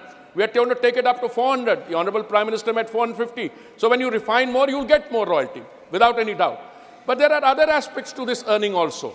For instance, when we were able to complete 10% of biofuel blending by 2022, 5 months in advance, we were able to save 41,400 crores of rupees from the import bill. That enabled us to give 42,400 to our farmers. When we do 20% blending, it will be even more. Insofar as the state of Assam is concerned, I am not serious. I'm 100% sure that with the efforts which are being made to expand capacity, the efforts which are being made to produce and refine more, we just did an expansion of one of the Honorable Chief Minister tied me down in a public meeting. I agreed. We are expanding that refining capacity. So the more royalty will come definitely. But the issue is, there is more potential, including in other states of the Northeast. In fact, there is one issue between Assam and another state where there are some issues which we need to resolve. I myself feel that perhaps we have not exercised our, within quotes, our margin of persuasion, because oil is something, if you dig it somewhere, somebody, your neighbor may say, ki aap to nikal rahe oil, to hamari field se aa raha. We need to resolve these issues. But as I see this issue developing, the developments which have taken place, the expansion, The earlier honorable member also from Assam, he spoke about 44,000 crores, but that is now. Even more is going to come, and I'm sure I can sit down with the honorable member you can, as the representative of the people, tell the state government, I have an excellent rapport with your chief minister, with the other chief ministers. We are all working towards enhancing both the oil production, natural gas production, which will ultimately benefit both the people of the northeastern states and their unions. Fourth supplementary, Kamakya Prasad Tasa.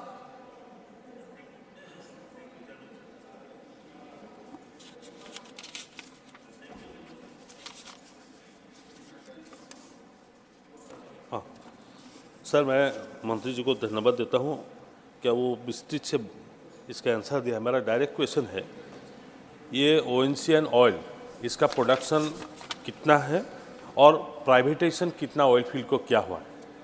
क्योंकि privatisation देने का मतलब है उन लोग का production, उन लोग को सफिशिएंट प्रोडक्शन नहीं कर पा रहे। इसका प्रोडक्शन बढ़ाने के लिए ओएनजीसी और ऑयल को क्या इंस्ट्रक्शन मिनिस्ट्री ने दिया? Honourable minister.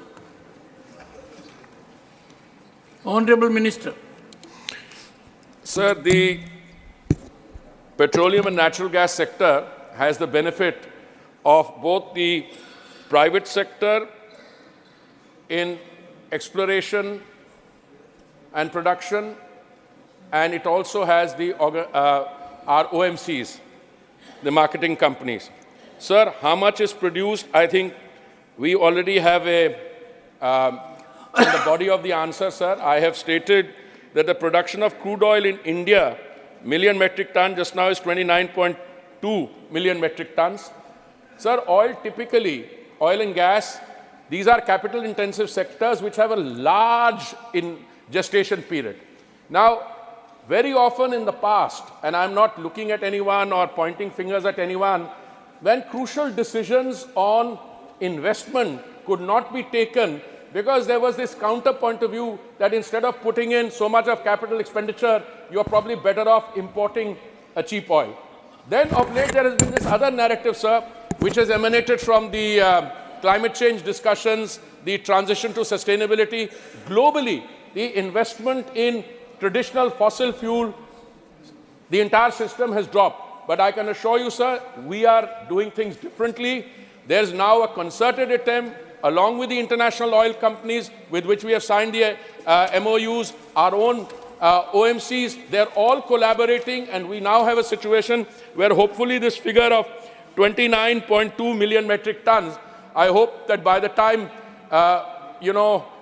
whoever is the minister at that stage from the BJP government, after 2029, he will be able to give a figure with the multiplier of that, because I'm sure, I'm confident that the work which has been set up now and the exploration and production, all the incentives we've taken. To give you one example, sir, we have about 3.5 million square kilometers of sedimentary basin. But we never, for some reason I don't understand, we never exploited more than 6 to 7%. We are now taking this 6 to 7% exploitation of the sedimentary basin to double the amount. And the answer to the question, the body of the answer provides, in fact, specific details on what have been done in that, and I'll read out to the honorable member. It says specifically that we are taking increase the net geographical area under exploration from 2.5 lakh square kilometers to 5 lakh square kilometers.